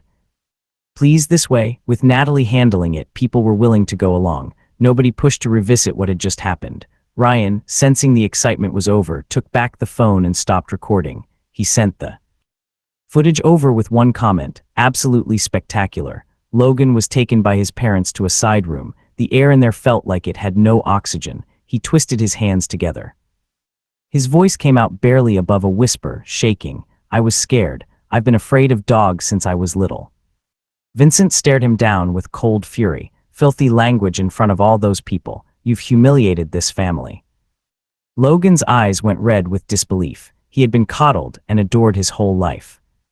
No one had ever spoken to him like this. He looked up at his birth family with simmering resentment. It was Jasmine's fault, clearly. Before he could finish, Vincent cut him off, cold as stone. "If I had known you'd be this useless, I never would have brought you back." Logan couldn't understand what he had done wrong. Jasmine was the one who had caused all of this, so why was he the one being torn apart? He turned to Claire with desperate eyes. They said a mother always knows. Surely she would be on his side, but Claire's face was just as frozen, her expression no kinder than Victor's. When she spoke, there was nothing warm in it. "You made a spectacle of us in front of everyone. If there is a next time, I will send you away myself. Go home now." Vincent shot Logan one last look, sharp and cutting, then turned to deal with the aftermath alongside Claire. Every bit of strength drained out of Logan at once. He sank to the floor. He laughed, a hollow, self-mocking sound. No wonder Ethan left the way he did. Didn't even bother packing his clothes just to bag his documents and out the door in under an hour. No wonder Claire had to go get him. He never wanted to come back to this place. Logan took a slow, deep breath and pulled himself up. Expressionless, he walked out like something hollow, moving through a world it no longer belonged to. Just feelings, they don't matter. He had fine clothes, fine food, a life above everyone else. This was what he had wanted. Unlike the suffocating atmosphere of the Hartwell banquet, the Linden home that evening was warm and full of noise. Dinner was pickled fish, my favorite. Bella ate and laughed at the same time. Laura had something on her mind. A classmate's sister works at a production company. Short dramas adapted from novels are really trending right now. She said, I have the look for it. If I wanted a side gig, she could recommend me as an actor for one of those productions. Sounds sketchy, Raymond said. The industry is full of all kinds right now. A lot of it is just scams. They make you pay a training fee up front, promise you work afterward, and then you never hear from them again. Raymond had spent years in business and had heard every version of this scheme. Easy-sounding jobs like fitting model always felt like a trap. Laura herself wasn't entirely sure. There was no shortage of elaborate cons these days. I just wanted to ask what you all thought first. If you're okay with it, I'll go for the interview. And if they try to charge me for training I walk, I think you should go for it, I said, with your face. There's a real chance you blow up and get scouted for something bigger. And if that doesn't happen on its own, I can always nudge things from behind the scenes. Same result either way. Try it, you might actually enjoy acting, and it's always good to have more options. I smiled to make it count. Laura laughed. All right, I'll go with what you say. I'll try tomorrow. Do you want to come with me? No point sitting at home doing nothing. We can get out of the house. Let's go after lunch, I said. I want to sleep in tomorrow morning. Laura gave my head an affectionate ruffle. After dinner, I grabbed the kitchen scraps and headed downstairs to throw them out. Laura came along. She didn't like the idea of me going out alone at night. We took the rubbish down together. Then the two of us strolled out to grab some milk tea. We had barely reached the corner when a sleek supercar came tearing down the road and stopped smoothly right in front of us. I recognized the Apollo supercar. I stopped walking. My eyes narrowed. Something quiet and sharp rising behind them. The easy expression on my face disappeared. Jasmine stepped out, both arms resting on the roof of the car, smirking at me. Her first words weren't exactly a greeting. Seriously, my silent little brother leaves the Hartwell family for what, a few days, and this is how he shows up. I curved the corner of my mouth. The air at home not keeping you busy enough. So you came all the way out here to check on me. Since when do you talk like you're about to draw? Weapon, I genuinely care about you. There wasn't a drop of sincerity in it. She walked around the hood of the car toward me, each step as unhurried and untamed as the rest of her. Haven't seen you in over a year. I even brought you a gift. She pulled open the passenger door. The border collie jumped out. It trotted to her side and sat. I hadn't watched Ryan's footage yet, but I knew Jasmine treated that car like it was sacred. The limited edition supercar was covered in damage, large patches of paint scraped away, dried streaks of what looked like spilled drinks across the body.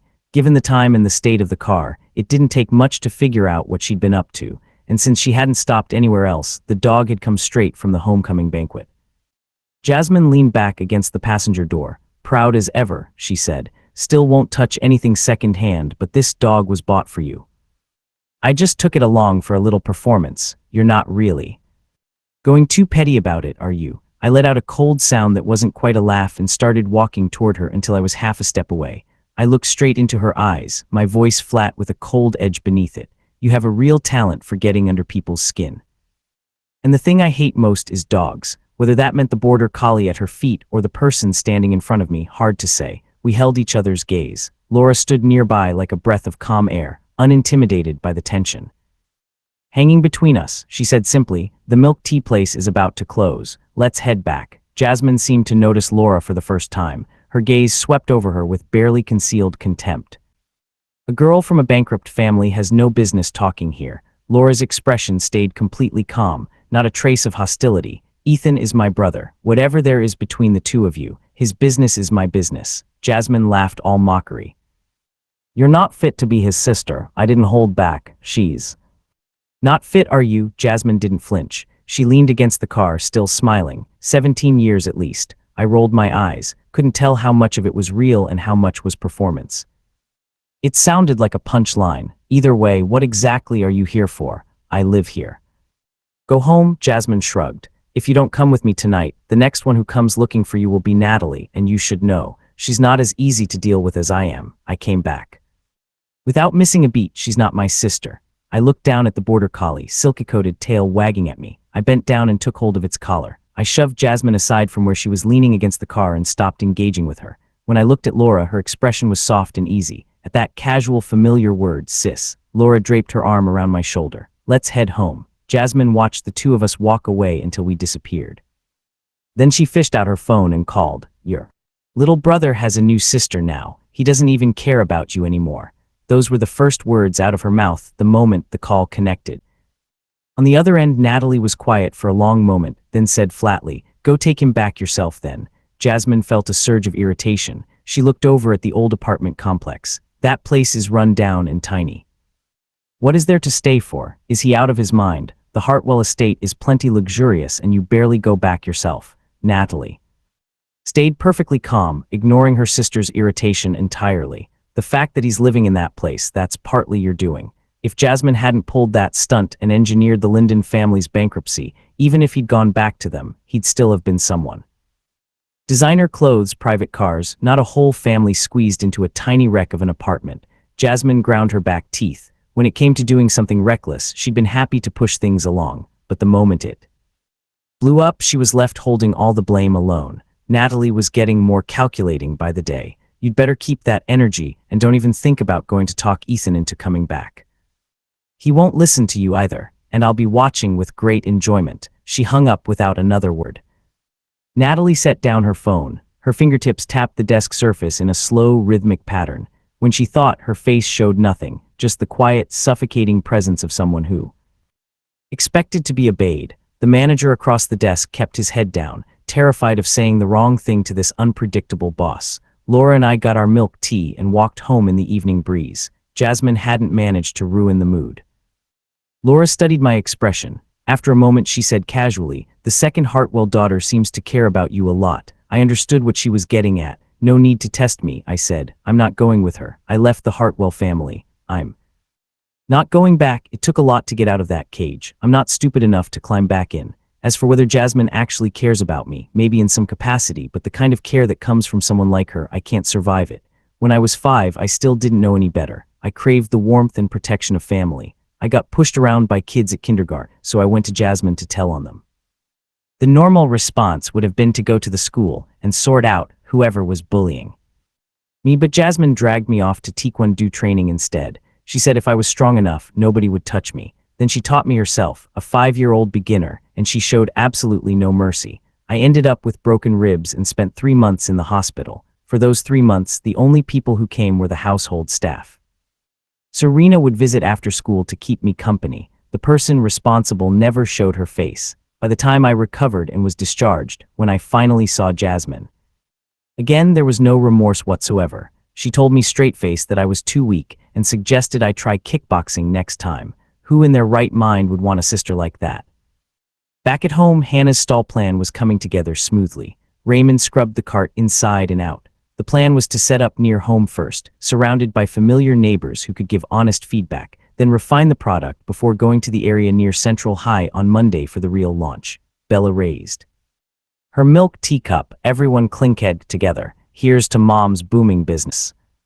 Raymond smiled and said, "Little Chen is our family's lucky star. Everything around us has been moving in a better direction. When Logan was here, every day was filled with complaints.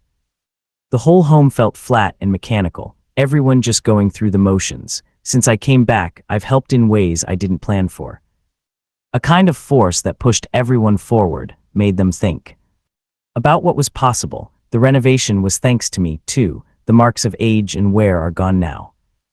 Life has a new look and everyone is full of energy. Each person is pushing in their own direction to make this family better, and at the same time, they're more tightly connected than ever."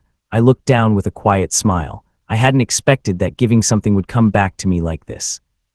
If the coldness in the Hartwell household could be explained away by the lack of blood ties, then look at Natalie and Jasmine. They share Hartwell blood and they're no closer to Vincent and Claire than I ever was. Logan, the actual biological son, is back now. He won't be valued either. Blood doesn't excuse the Hartwell family. Vincent and Claire have no warmth in them. Two people who came together through a business arrangement and produced 3 cold machines. Children can't be happy when their parents aren't. Ryan told me that once we should video call Nicole. Laura said, "We can't become a family of 4. And just forget she exists. She still doesn't know about the renovation. Let her be jealous through a screen." Laura laughed as she made the call. It connected quickly. Nicole had foundation on and was just starting to do her makeup before heading out. Laura teased her getting all dressed up. Where are you off to? She never wore makeup when she came home on breaks. This late, could it be a date? Nicole saw right through her. Tomorrow's the school anniversary showcase. My class put together a performance and I wanted to try the look in advance. Where are you all anyway? Laura laughed and flipped the camera to show the rest of the family. Everyone took turns saying hello. Nicole's voice came through full of surprise. Is that our home? Raymond always got especially animated when the renovation came up. Just happened a couple days ago. Big news. Used to love Sienna's work, right? She designed this place. Nicole's voice went up a notch. Sienna made her name at 16, and even when the Linden family had money, we still couldn't have afforded her. After the family went bankrupt, she'd stopped dreaming about it, stopped even thinking about it. Yet here it was quietly, impossibly real. I took a sip of milk tea, chewing on the tapioca pearls, something turning over in my mind. So Nicole was a fan of Sienna's, practically had her as an idol. Why didn't she study interior design then? Why traditional medicine? I took the phone and stood up. Let me give you the tour. I walked her through the living room first, then into the bedroom. Through the phone came one gasp after another. As I talked her through each space, Nicole's face was frozen in an enormous smile. She loved it completely. With Sienna's redesign, everything felt so much more open and the soft blue tones exactly her style. Nicole turned into a completely starstruck fan, murmuring to herself, she's something else, that Sienna. If Sienna ever heard that, she'd be insufferable around me for months. Nicole suddenly frowned. A full renovation like this. That has to be 80 or 90,000 at least. I said Sienna is my friend. She probably didn't charge a design fee, but the materials weren't cheap. 20,000 is nothing to me, less than a dinner. No point putting that weight on Nicole, so I left it out. Nicole let out a sigh. I cut her off before she could say it. Don't you dare feel guilty. Finish up graduation this month. Start the internship next month. When you're back, you're treating me to dinner. I smiled. Come back soon. See what your new room feels like. We exchanged a few more words and hung up. Nicole was left slightly stunned. She'd only been back at university for a little over a week, and the family had transformed. She knew exactly where that luck had come from. Ever since the new mattress, my sleep had improved considerably. Then my phone rang. I glanced at the screen. My expression darkened. I hung up. They called again immediately. Laura heard it and came over to ask what was going on. I waved her off. It was nothing. Then I picked up, irritated. What do you want? At that moment, a low-key dark green Mercedes was parked outside the complex. Natalie was looking out the window at Hannah. I'm downstairs. Come down and talk, or I can invite Mrs. Linon into the car instead. Natalie's voice was cold, but what made my skin crawl was the implication. She must have run into Hannah coming back from the stall. I grabbed my keys and ran. I knew Natalie too well. Her methods were sharp and ruthless. Hannah was no match for her. If Hannah actually got into that car, there was no telling what Natalie might say, and she'd almost certainly use it to pressure me into coming back. I shoved my feet into my shoes and bolted downstairs. I ran straight into Hannah coming in. I exhaled and slowed my pace, pulling on an easy smile. You're back early. How was business this morning? Hannah's face lit up when she saw me. You've got the stall tomorrow, I added. You prepped extra already. Go upstairs and rest for a bit, from a distance.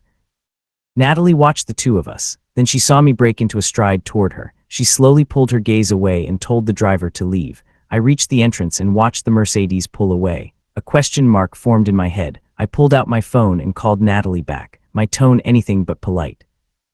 You said you wanted to talk. I came down and you left. What's that about? Natalie's voice was calm. Changed my mind. Dinner tomorrow night. I'll pick you up. Then she hung up. No one with a Harwick name is normal, not a single one. After dinner, I changed and threw on my small backpack, heading out with Laura for her acting audition. On the bus, I looked her over. When did you last buy something new to wear? Her white shirt had yellowed, the collar warped out of shape. She had maybe 3 or 4 casual outfits all washed to the point of fading. Laura gave a slightly awkward smile. I don't really pay attention to that kind of thing. These are the years you should look your best, I told her. She recalled quietly, most of what I earned from working went to buying things for Logan. I never saved anything for myself. She once thought it was worth it. Working hard, saving carefully, buying him clothes and shoes. Now all she could say was that she had no regrets. Even if Logan had turned his back on her without a second thought, she could say she'd been decent. She'd never shortchanged him. The Linden family is honestly the strangest I've ever encountered. Did Logan save their lives in a past life or something? Going to an interview at a production company. You need to look the part. Show up in worn-out clothes and you'll feel it before they even say a word. When we arrived, I took her to a clothing store first to pick something out. We had barely stepped inside when a sharp, contemptuous voice cut through. Well, isn't it the Hartwell heir? Used to wear custom-tailored everything. Now look at you. I almost didn't recognize you. I didn't bother responding. Zane's face went red with frustration. It happened. Every single time we crossed paths. The Joe family ran a few factories, wealthy, but nowhere near the level of an established dynasty.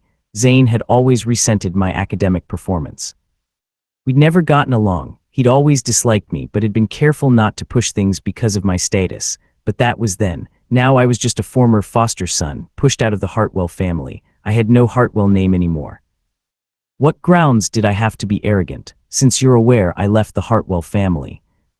You should also know I no longer carry that name. The real Hartwell heir won't let you off, he said. I smiled, the kind that didn't reach anywhere near my eyes. I let his resentful glare wash over me. I pulled a new style Chinese outfit from the rack and handed it to Laura. This suits you. Laura cast a cautious glance at Zane. I gave her a look. Don't worry about him. Zane scoffed and kept glaring. You're broke, reeking of poverty. That piece costs several thousand. Can you even afford it? Trying things on just to put them back. And if you damage something, what are you going to pay with? I kept my tone flat, making the insult land quietly. Whether I have money or not is none of your business. Stop polluting my field of vision. After years of going head-to-head with Natalie and Jasmine, my tongue was perfectly sharp. I used to hold back for the sake of the Hartwell name. Now that name is gone. Whoever comes at me gets exactly what they deserve. Zane seethed. You just wait. He dropped the threat and walked out. Laura came out in the new outfit. I looked her over, pleased. It suits you perfectly, just as I thought. We arrived at the production company. It was small, clearly hadn't been open long. Laura followed the directions in and went for her audition. I waited outside, staring at the company logo. My eyes narrowed slightly. Something about it looked familiar. A receptionist showed me to the waiting area. With that outfit and her looks and presence, Laura might actually land something good. After nearly half an hour of familiar voice, you again. I set down my cup and turned. Zane again. His eyes were full of mockery. The beloved heir reduced to auditioning. I'd suggest you leave while you still can. I propped my chin in my hand and looked at him with genuine amusement. This is my uncle's company. One word from me and neither of you gets anywhere near a role. I turned that over thoughtfully. So this company belongs to your uncle? Zane snorted. Now that you know, why are you still here? Beg me in person and I might consider getting you a part. Just as the words left his mouth, a tall, middle-aged man came out of the office. Zane ran over and said he brought his sister to audition. I don't like him.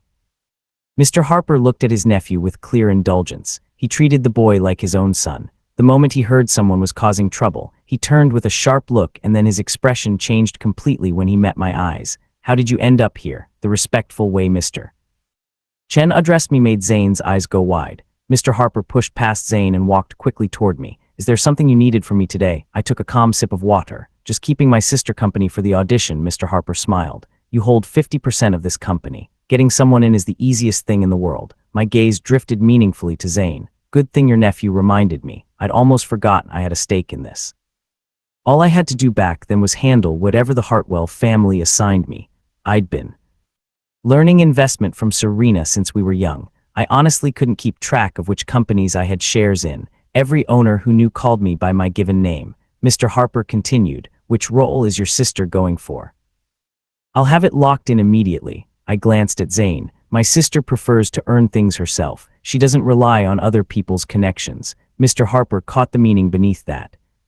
He shot his nephew a look. Did you have some kind of misunderstanding with him? Apologize.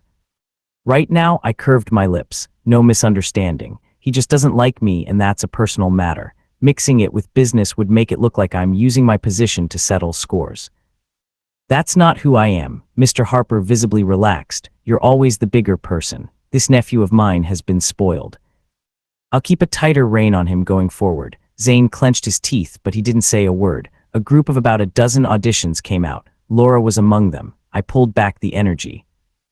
Immediately, Laura smiled. I got a small role, not much screen time. I said a brief goodbye to Mr. Harper and we headed out. He watched the two of us go. At the mall, I picked up 2 outfits each for the whole family. Mid-Autumn Festival gifts. Watching me spend nearly $10,000 in one go, Laura felt uneasy. That much money. Mom and Dad are definitely going to feel awkward accepting it. I said, 1,000 for a piece that lasts, that's value. Cheap things that fall apart after a wash are pointless. My philosophy is simple. Your wardrobe should have pieces that hold up when it counts. Honestly, spending a few thousand on clothes was partly just to annoy Jasmine. When the news reached Jasmine, she nearly lost her mind. Ethan took Laura shopping and bought new clothes for the whole Linden family. 17 years as siblings, and he never once bought me anything to wear, and now he's taking that stand-in sister of his shopping. I need to go confront him about this. Jasmine grabbed her phone and car keys.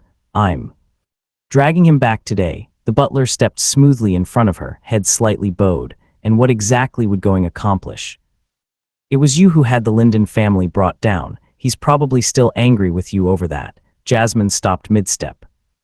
Something flickered in her eyes, a trace of regret. She had engineered that bankruptcy deliberately to keep me from leaving the Hartwell family. Who could have predicted that even knowing the Linden family had fallen apart, I'd still walk out without a second thought? I had no trust in the Hartwell family, not a drop. Jasmine's reputation in the capital circle wasn't exactly clean. Reckless, unruly, never serious about anything. So what had suddenly driven her to pull a stunt this big? The answer went back 2 years to when Nicole had an accidental run-in with Jasmine's boyfriend. Jasmine had been there. The moment she saw Nicole's face, so similar to mine, she had someone look into it immediately. That was how she found out I wasn't her real brother, that I was the Linden family's biological son. I was probably the only person in that cold house who had ever genuinely interested her. She didn't want me to leave the Hartwell family, so she arranged for the Linden family to go bankrupt. Even if the truth about the real and false heir came out, she figured I'd take one look at the broken-down Linden family and refuse to claim them. But at the same time, she was afraid that once everything was out in the open, I might not get a real choice, and she didn't want me to actually go back there and suffer. So after the Linden family went under, she came to find me and said it to my face. The Linden family is broke now. Stay put. Bella, my good little brother, and I'll keep spoiling you just the same. She told me the truth early so that before it became public, I'd have time to prepare. Use the Hartwell family's resources to make some investments. Set aside some savings so that whatever happened, my life wouldn't be too hard. She hadn't expected things to unravel so quickly. Just 2 years and Logan showed up at the door. In her view, my leaving wasn't entirely the right move either. Better to leave and stand on my own than stay as a foster son. The one thing she hadn't anticipated was that I'd choose to go back to the Linden family. Jasmine propped her chin in her hand and let out a sullen sigh. To this day, she still doesn't know whether what she did was right or wrong. Logan came looking on his own, but how did he find out about the mix-up in the first place? That question had been nagging at me lately. I brought it up with Serena over lunch on Monday. I'd known the truth about my background for 2 years, so when Logan first showed up, I didn't immediately think something was off. But thinking it through these past few days, Vincent and Claire never paid much attention to me. There's no way they suddenly decided to go looking for their biological son on their own, and the Linden family had already gone bankrupt. Logan had no way of contacting them, so how did he find out who he was and where did he get the paternity test? Serena found it suspicious, too. When I was born, the Hartwell family was already at the top. Private hospital, private ward. How does a mix-up like that even happen? Someone arranged it. This was deliberate.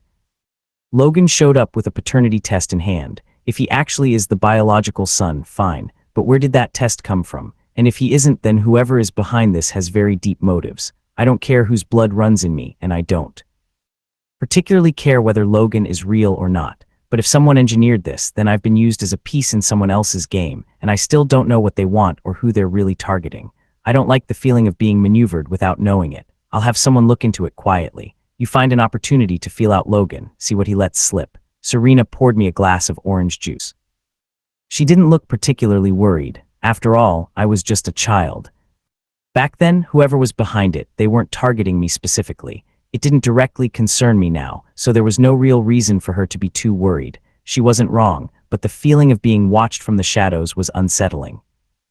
Finding out the truth was the only safe move, and I trusted Serena completely. Serena narrowed her eyes. Since when do you talk to me like that? 17 years and we're starting to sound like strangers. I gave her a look. Can you dial it back a little? Serena put on a look of devastation. Used to call me by name. Now it's all Director Lewis. I reached over and gave her a light thwack on the back. She just laughed and didn't move. The Research Institute has genetic testing equipment. Whenever you get the chance, get a hair sample from Logan and run a match. I continued, after graduation, I don't need to be sent abroad, but I'm applying to graduate early on the domestic track. Everything at the company is on me right now. Are you coming to share the load? Serena laughed in disbelief. I'm not a workhorse. I put in the capital, you do the labor. What kind of arrangement is that? The next day, when class was about to begin, the teacher walked in with the textbook. Logan turned to glance at my seat, and a small smile crept onto his lips, something calculating flickering in his eyes. Ethan got picked up at lunch and still hasn't come back. Class is about to start. Maybe he had something urgent. Should we just begin? Teacher, Ryan heard the snide remark and rolled his eyes, thought he'd finally learned to behave, and here he is throwing shade at Ethan the moment he gets the chance. Ryan raised his voice. Ethan is in a business meeting with Serena. Since Director Lewis picked him up personally, I think we can all stop worrying about his well-being. The teacher gave a knowing nod, opened the textbook, and began the lesson. Logan's face went sour. What kind of school just let students skip class without a word? Crestwood was full of heirs to powerful families. Most would go home to take over the family business, but a good number already had their own ventures running on the side. Teachers had long since stopped blinking at absences caused by business meetings. The school was deliberately loose on that front. After all, the point was real-world experience. You couldn't hold that back. Skip a class, fine. Pass the finals and no one cared. Logan, newly arrived and still figuring things out, didn't understand any of that. All he was thinking was, how do I knock Ethan off his pedestal? First step, get rid of Serena. And if that was impossible, find a way to drive a wedge between us. By the time I got back to school, it was the third period of the afternoon equestrian class. I changed in the locker room and headed to the riding field to join the class. Ryan said to me, a meal with Serena that takes several hours. I glanced toward Logan and let that sit. Matters of blood and identity, those qualify as life-changing, don't they? Ryan didn't catch what I meant. Did she confess to you? Did you two finally make it official? I gave him a look. We're close friends, that's all. Ryan pulled a face. Close friends? Sure. Everyone knows you two are basically already promised to each other.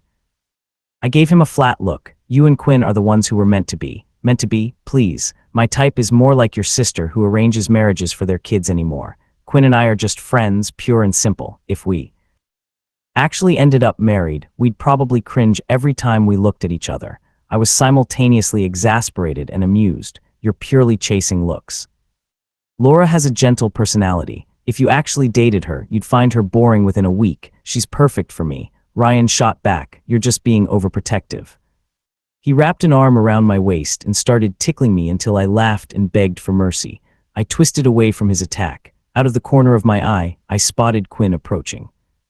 Come control your future husband. Ryan's ears went red. He stopped immediately. Quinn's ears flushed too. She looked down and touched her nose. The engagement between the Lin and Shen families was no secret, but shouting it out in front of everyone still made things awkward.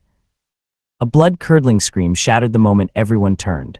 Logan was clinging to the reins for his life, face drained white, features twisted in terror. The equestrian instructor rode close behind, looking for the right moment to step in. Don't grip the reins so tight. Relax your body, the teacher called out while riding. He was trying to coach Logan into regaining control, but all he got back was screaming. Logan couldn't loosen up for a second, his palms slick with sweat, his heart hammering like it was trying to break out of his chest.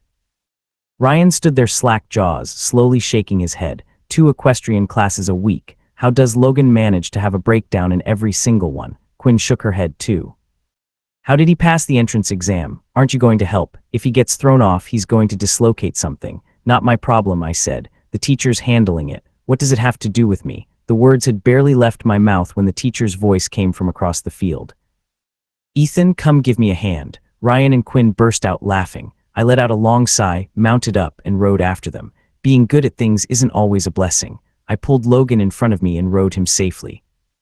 Back, the instructor leaped onto the spooked horse and brought it under control. Logan passed out and was taken away by the school nurse. I reached down and stroked the horse I'd raised, since it was a wordless well done.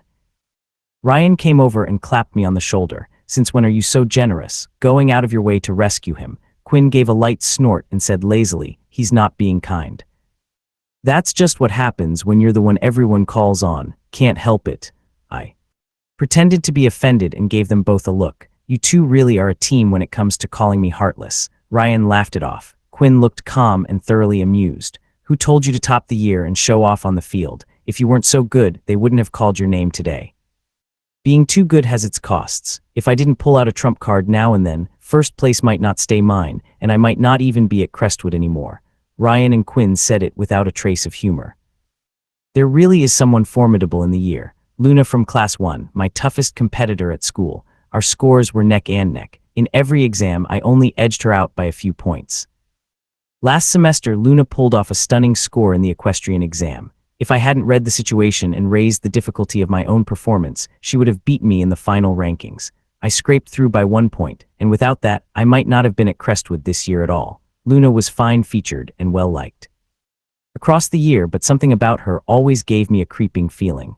Ryan thought about her smile and visibly shuddered. It wasn't an obviously sinister look.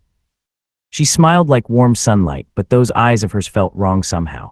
There was always the sense that she was concealing something unfriendly. It gave people a chill, and the way she looked at me specifically, smiling on the surface but hiding something deep beneath. The hostility was there and not there at the same time, impossible to read. Quinn nodded. In agreement, she had dealt with Luna twice. She found her to be the smiling tiger type, barely a straight word from her mouth and a cold, unsettling energy that seeped outward from somewhere deep inside. I thought it over. I'd never come face to face with Luna. Our rivalry had only ever existed on the rankings board. I'd never bothered to look into her background. Among the capital circle's elite families, I didn't recall ever hearing of a Lewis family. Quinn actually had something. I heard she's not from the capital. She lives with her aunt. Her aunt is from the Eastport circle. Nobody seems to know exactly who she is, and people don't ask. Luna herself comes from money. That much is clear. Ryan was puzzled. So, she's from Eastport coming all the way to the capital just to study here. Quinn shrugged. Is that so unusual? It's a top private school. We have students from outside the capital, too. Someone probably sent her here specifically for Crestwood's curriculum. Luna was strange, sure, but when it came down to it, she had nothing to do with me. I'd never even met her properly. There was no way she had anything against me specifically. I let it go. Don't overthink it, I said. I mounted up and rode a free, easy practice lap around the field. Then I went to change for the next class. I came out of the locker room and walked straight into the girl my friends had described. Luna, the unsettling one. Luna's lips curved into a smile, a brightness in her eyes, but the smile never reached beneath the surface. No warmth, no hostility either, apparently. Are you here to change, I said, or were you waiting for me? Luna smiled openly. There's been a lot of talk around the year lately. Someone as sharp as you shouldn't be sacrificing long-term advantage for the sake of loyalty. My eyes narrowed barely perceptibly, then returned to normal just as quickly. If you already know it's just talk, why bother coming to tell me any of this? What's the real reason you left the Hartwell family? She asked, but what I noticed in her eyes was something dangerous. I met her gaze evenly. If I told you it was to find my birth family, would you believe me? I raised an eyebrow slightly. And if you don't, why ask? I was done talking. I stepped forward and brushed past her. Luna's expression stilled. The smile slipped away. What was left behind in her eyes was something cold and sharp, completely unguarded. I went back to the classroom, sat down and took a sip from my water bottle. I replayed the conversation in my head. Ryan and Quinn had been right. Luna's words were seamless. Not a single crack to pick apart. She smiled all the way through, but her eyes were sharp and cold underneath. Hostility that appeared and disappeared, mysterious and dangerous, impossible to read. Other heirs in this school weren't blind. If Luna's strangeness was this obvious, she couldn't possibly have this many admirers.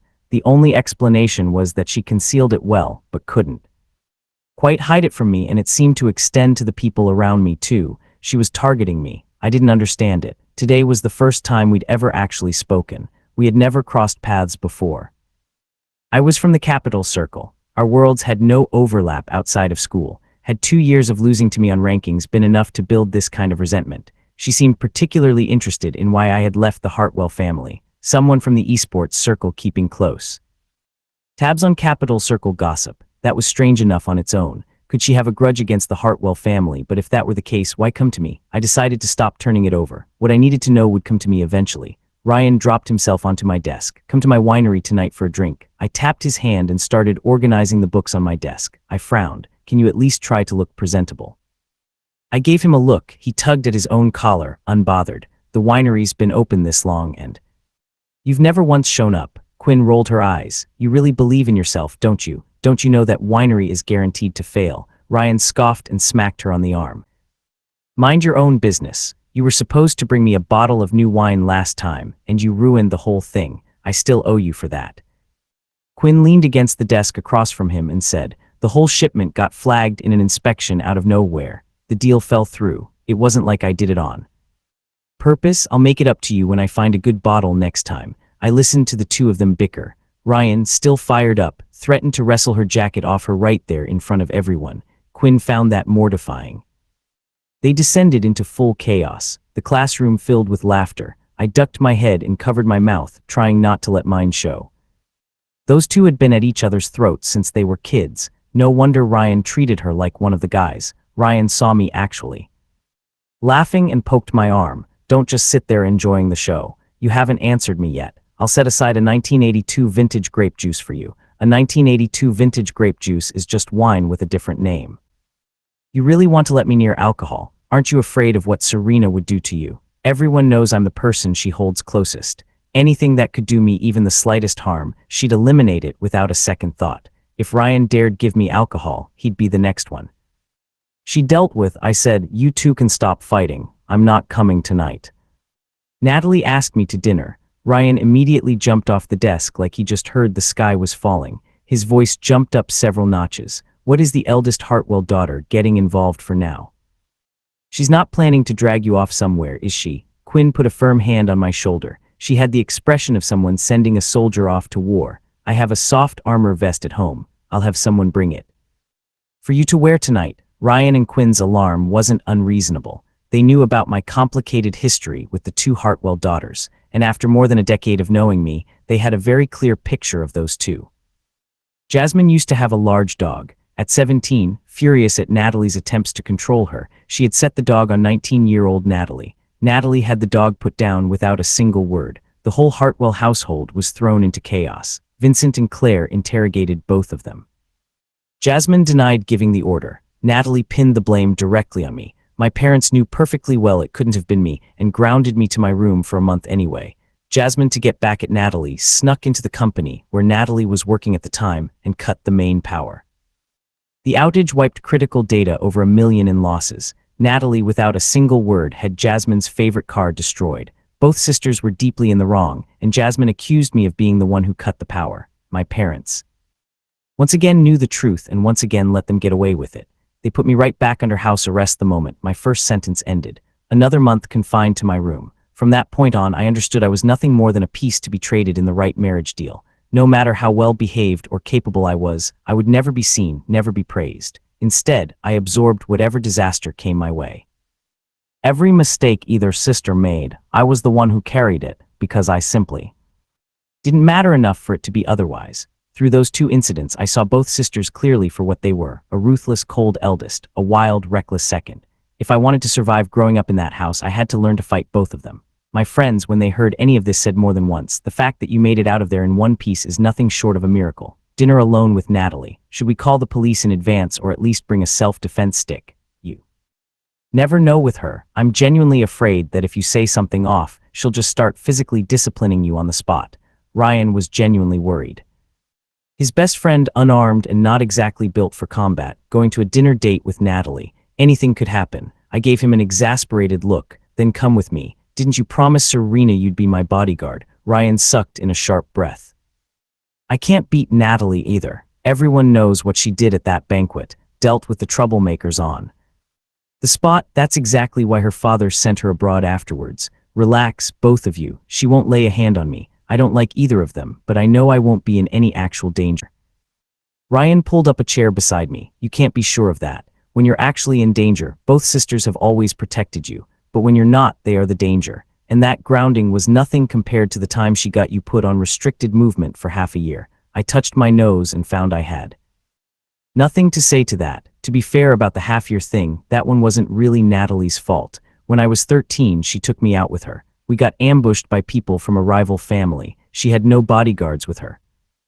Two fists can only do so much against a crowd. While she was shielding me, someone hit me across the leg with a wooden bat. Fortunately, my training let me dodge enough that it wasn't catastrophic. I recovered fully after 6 months. For those 6 months, Serena personally took me to and from wherever I needed to go. According to Serena, Natalie dealt with every single person who had been involved in that ambush swiftly and without mercy. In her own way, she avenged me. Even so, thinking about her still makes me uneasy. That expressionless face, impossible to read, and underneath it, something violent and sharp. Her methods are brutal. I smiled and reassured them both. I've been going head-to-head with those two for 17 years. I'll be fine. Ryan sighed and ran a hand through his short hair. Serena is in the capital. Call her the second anything goes wrong. We'll mobilize immediately. As the sky dimmed and school let out, I packed my bag and took a slow breath, bracing myself. I wasn't exactly looking forward to dealing with Natalie, but I didn't have a choice. Avoid her today and she'd be back tomorrow. I couldn't dodge her forever. When I reached the school gate, that familiar dark green Mercedes was waiting. What I hadn't expected, Natalie had actually gotten out of the car to meet me. Unprecedented, the eldest daughter herself coming to pick me up in person. I'm flattered beyond words. I curved the corner of my lips and let the sarcasm come naturally. And where's that bargain bin sister of yours? Natalie fired back without missing a beat, scanning the area. No one in a central high uniform waiting around. She had someone look into it. Laura came to pick me up every day after school. Today she wasn't here. I hooked my thumbs through my bag straps. You're the one who asked me to dinner. I told her to go on ahead. Natalie's expression darkened slightly, a quiet danger in her eyes. You're protective of her. I smiled, the kind with nothing behind it, and held her gaze, each word deliberate.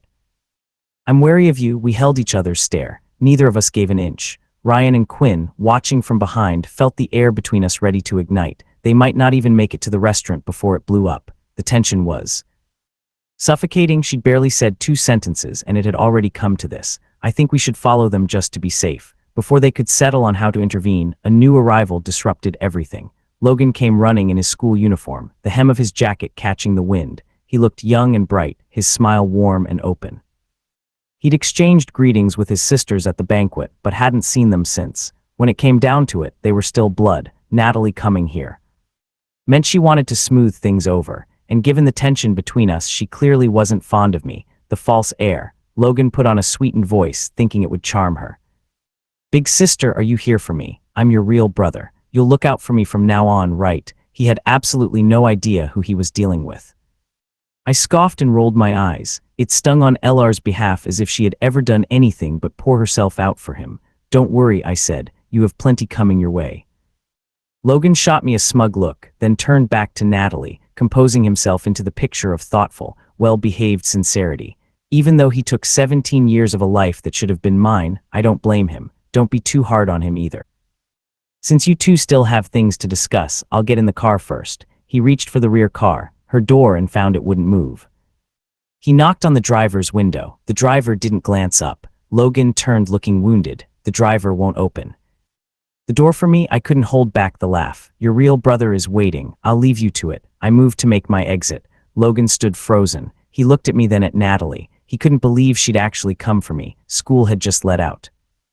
The gate was already packed, and even more people were now watching. With this many eyes on him, there was no way Logan could afford to look foolish. He forced a smile and pushed through it. Oh, I see. Big sister invited Ethan to dinner, too. Well then, let's all head out together. Mom and Dad would be so pleased to hear we're all getting along. He was using the parents as leverage, implying that if Natalie didn't play along, it would embarrass the family and they'd hear about it.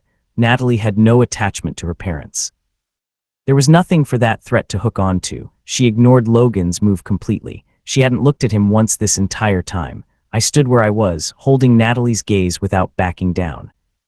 Natalie narrowed her eyes slightly. A few years apart, you've really grown into yourself. You flatter me. And this car, I wouldn't dare get in. I'm not getting in. We can stand here as long as you like. Do you need me to physically put you in? Natalie's patience had run out.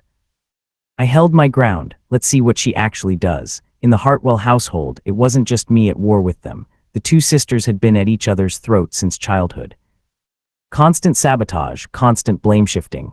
Eventually, I learned to use Jasmine to keep Natalie in check and Natalie to keep Jasmine in line. Each one held the other back. Natalie, a bit down on her back teeth, let out a barely audible sigh of resignation and said, "Get in." Another round to me. I smiled and got in. I walked to the rear door. The driver, reading the room, immediately unlocked it. I pulled it open and folded myself inside. Finally, she said. Then she turned a cold, sweeping glance toward Logan. Every stray that crawls along thinks they can climb up here. Things that don't belong will only dirty my car. She wasn't talking about anyone else. She was looking straight at Logan and finding him beneath her. Natalie walked around to the other side and got in. I lowered the window. A quiet laugh. Work on your equestrian skills. If something like today happens again, I won't come for you. An ungrateful person is worse than a dog, don't you think? The window went up, the car pulled away. Logan was livid, hopping with rage. He hadn't expected Natalie to show him absolutely zero respect, taking Ethan and leaving him standing here. He was the real Hartwell's son. Why did Ethan, who didn't even carry the Hartwell name anymore, still command this much respect, still have Natalie's protection? Why did Ethan always manage to linger everywhere like a ghost that wouldn't leave? Everyone around had seen it plainly. Logan was the real heir, and his sisters didn't think much of him at all. In Natalie's eyes, Logan wasn't worth 1,000th of what I was. Whatever, Vincent. In Claire's stance, the Hartwell estate would ultimately pass to Natalie without her acknowledgement. The title of heir was hollow. Hannah, who had seen everything, turned to Laura, who had just arrived to help with the stall after school. Little Chen, he went with the Hartwell people. It's all right, I know what you're worried about. Laura said it with a slight furrow in her brow. Mom, trust him. He promised us he won't go back to the Hartwell family. At that moment, Ryan, still sulking about earlier, came bounding over. Hey, it's Laura's mom. His eyes locked onto Laura and refused to move. How is someone this beautiful even real? Like something out of a painting, completely otherworldly. Quinn pressed her lips together, her eyes full of quiet grievance. She stepped sideways, cutting off his line of sight. Hi, we're friends of Ethan's. He mentioned you run a little stall here. We thought we'd come have a look. Hannah beamed. Hello, any friend of Ethan's, let me make you a deluxe rice ball on the house. She put together a generously loaded rice ball, cut it in half, and handed one piece to each of them. Tell me what you think. Quinn accepted it politely with both hands. Ryan ate with obvious relish. Did you make all the fillings yourself? He said through a mouthful. This is incredible. If you'd have me, I'd love to come mooch a proper meal at your place sometime. He ate with such uninhibited enjoyment that just watching him made you hungry. Hannah laughed until her eyes were barely slits. Just give me a heads up whenever you want to come. I'll make a few extra dishes. You're welcome anytime. My son has so many good friends at school and such kind ones at that. It says something about the kind of person he is. How could a mother not feel happy and relieved seeing that? With those two stirring things up, a few more of their classmates drifted over to see what was happening. When they found out the woman was my birth mother, they all pitched in and bought something. Busy stall attracts more customers. Within minutes, the crowd had grown and Hannah was swamped. Laura jumped in to help. Ryan stood nearby the entire time, watching her with an expression of pure unfiltered admiration. Quinn rolled her eyes. Fine, she came after Ethan and Ryan's priorities. Fine, she came after Serena. But now Laura was ranking above her too. This was getting concerning. One day, this guy was going to forget she existed entirely. Something had to be done. Quinn shifted position casually, smoothly, and stepped into the line of sight between Ryan and LR. Want to go see a movie this weekend? Ryan asked, his eyes still trailing after Laura. Laura caught the stoic look in his eyes and felt her face warm. She'd been quietly regarded as the most beautiful girl at Central High. People stared when she went out. She was used to being looked at, but when the person doing the looking was her brother's best friend, that was somehow different. Thank you both. You clearly have a really close friendship. Ryan threw an arm grandly around Quinn's shoulder. If I weren't already spoken for, I'd carry her home in a bridal sedan chair with full ceremony. Quinn pressed her palm to her forehead, saying something like that in front of someone's sister, and you're not afraid of being misunderstood. Over 10 years of knowing him, and she genuinely believed he was missing something upstairs. No wonder the only real friend he'd ever had was Ethan. Laura, for her part, found his straightforwardness refreshing. You still haven't answered. Are you coming this weekend? Ryan lit up immediately. Would you want to come with us? If he could get Laura to come along, he'd get to spend more time around someone worth looking at. Laura shook her head. I have a shift this weekend. You two go. Ryan deflated. What's the great Ethan up to then? The first couple of weeks were busy with settling back into the Linden family. On weekends, there were hospital visits to make, and Serena is back in town this week. There's probably a visit there, too. Laura didn't know the specifics of what kept me occupied, but after these weeks together, she understood well enough that my reach extended far beyond what was visible. Even without the Hartwell name, there were enterprises most people knew nothing about. I was not an ordinary high school student, and it was my private business, so she left it alone.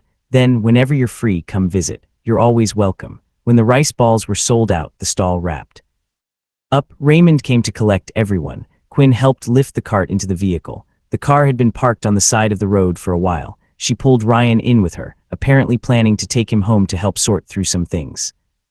Quinn let out a helpless sigh. She and Serena were both in their own ways the reliable ones their childhood friends leaned on, and yet somehow that felt entirely different for each of them. Night fell. The car window reflected my expression back at me, thoroughly unenthused. This restaurant. Again, maybe it was because the Hartwell years held so few real memories, and this place had been one of the constants. Natalie had bought it at some point. After that, she always brought me here, but human warmth has its limits. Too many visits and you grow tired of even the things you once liked. The same way I eventually tired of the cold in the Hartwell house. I went straight to the point. All this effort to drag me out to dinner. What do you actually want? You came yesterday and drove off without a word. Now a formal dinner. Whatever this is, it's clearly not something you can say in a few sentences. Natalie lifted her wine glass and took a slow sip. Are they good to you? All of this, and that's the question.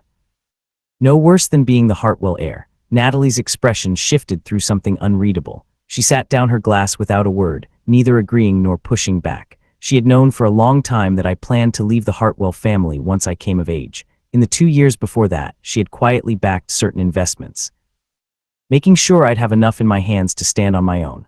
What she hadn't predicted was that I'd go back to the Linden family and choose to live with people she considered to have nothing to offer. With what I currently had, a little attention to it would be enough to live comfortably for the rest of my life. Instead, I was getting involved in things that weren't my concern, spending time and resources on the Linden family. I looked out at the night beyond the window and felt something I hadn't felt in a long time, a stillness with nothing behind it. This was enough. Natalie was blunt and to the point. I bought an estate in country. If you won't go back to the Hartwell family, come with me instead. I set down my knife and fork and looked up at her coldly. You think it's just the house I hate? Natalie kept cutting her steak, something private moving behind her expression. After I left, the Hartwell estate had become nothing but a cold mechanical operation. Neither she nor Jasmine wanted to go back. Even with the arrival of the real heir, it was no longer a place either of them could call home. Deep down, Natalie knew perfectly well. What I resented wasn't just that house or just Vincent and Claire. It included her and Jasmine too. So which is it? Do you like the Linden family itself?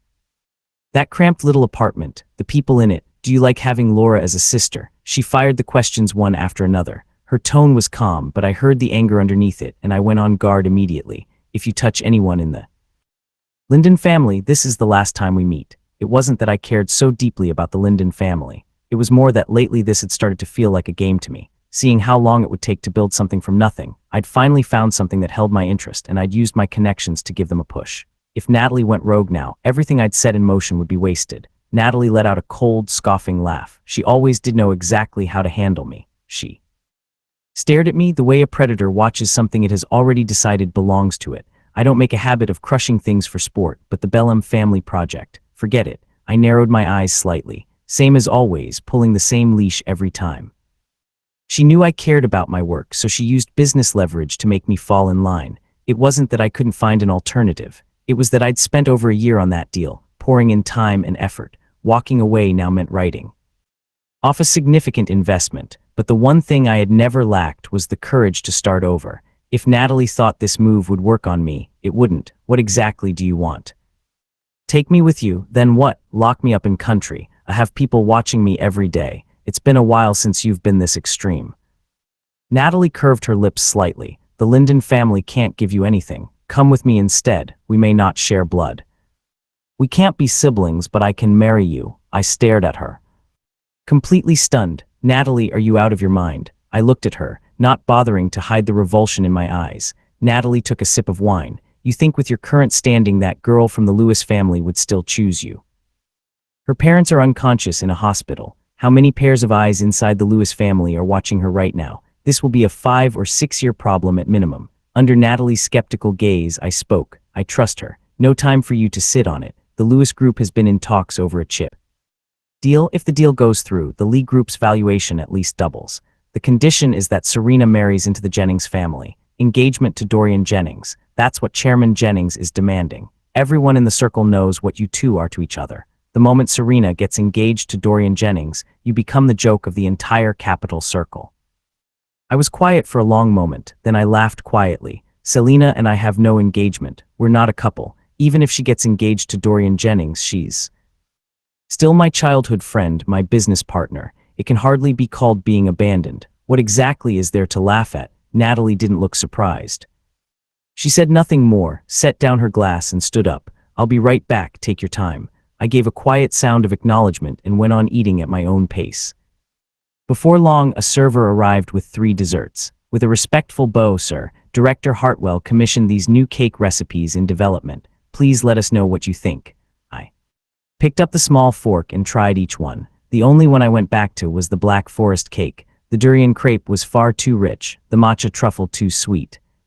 The Black Forest was passable, but the sponge had been overbaked. I pointed at the Black Forest with my fork. Take the others away. The server gave a small bow and removed the other 2.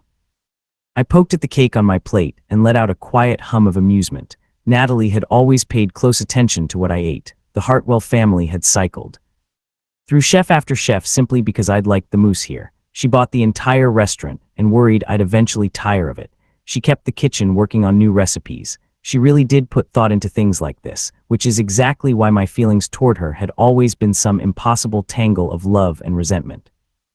A grating voice cut in from nearby. Well, isn't it the Hartwell heir? I almost forgot. You don't carry that name anymore, just a broke nobody now. At the sound of that utterly shameless voice, I looked up. The face was familiar. Stella, the one who'd been chasing me for 3 years. I turned her down cold more times than I could count. In the end, it took Serena dealing with her directly before she finally stopped. There wasn't much genuine feeling in elite circles. Stella had pursued me for one reason, the Hartwell name and what came with it, and I happened to be by any measure someone worth pursuing. Catching me would have been a clean win for her on every front. Instead, she got beaten by Serena and thrown out of the school gate, but things were different now. I had no Hartwell title, no Hartwell protection, and the Lewis family had no reason to let me through their door. Stella had found her grounds to be arrogant again. Out of the corner of my eye, I caught Natalie coming back. I ignored Stella entirely and looked down at my cake. Stella glanced at the wine on the table, the half-eaten steak. She smiled, easy and loose, don't be shy. Which rich woman did you latch on to? You'd be better off with me. Being with me is off the table for you. But looking at you, I suppose you still have enough going on to serve as arm candy for someone.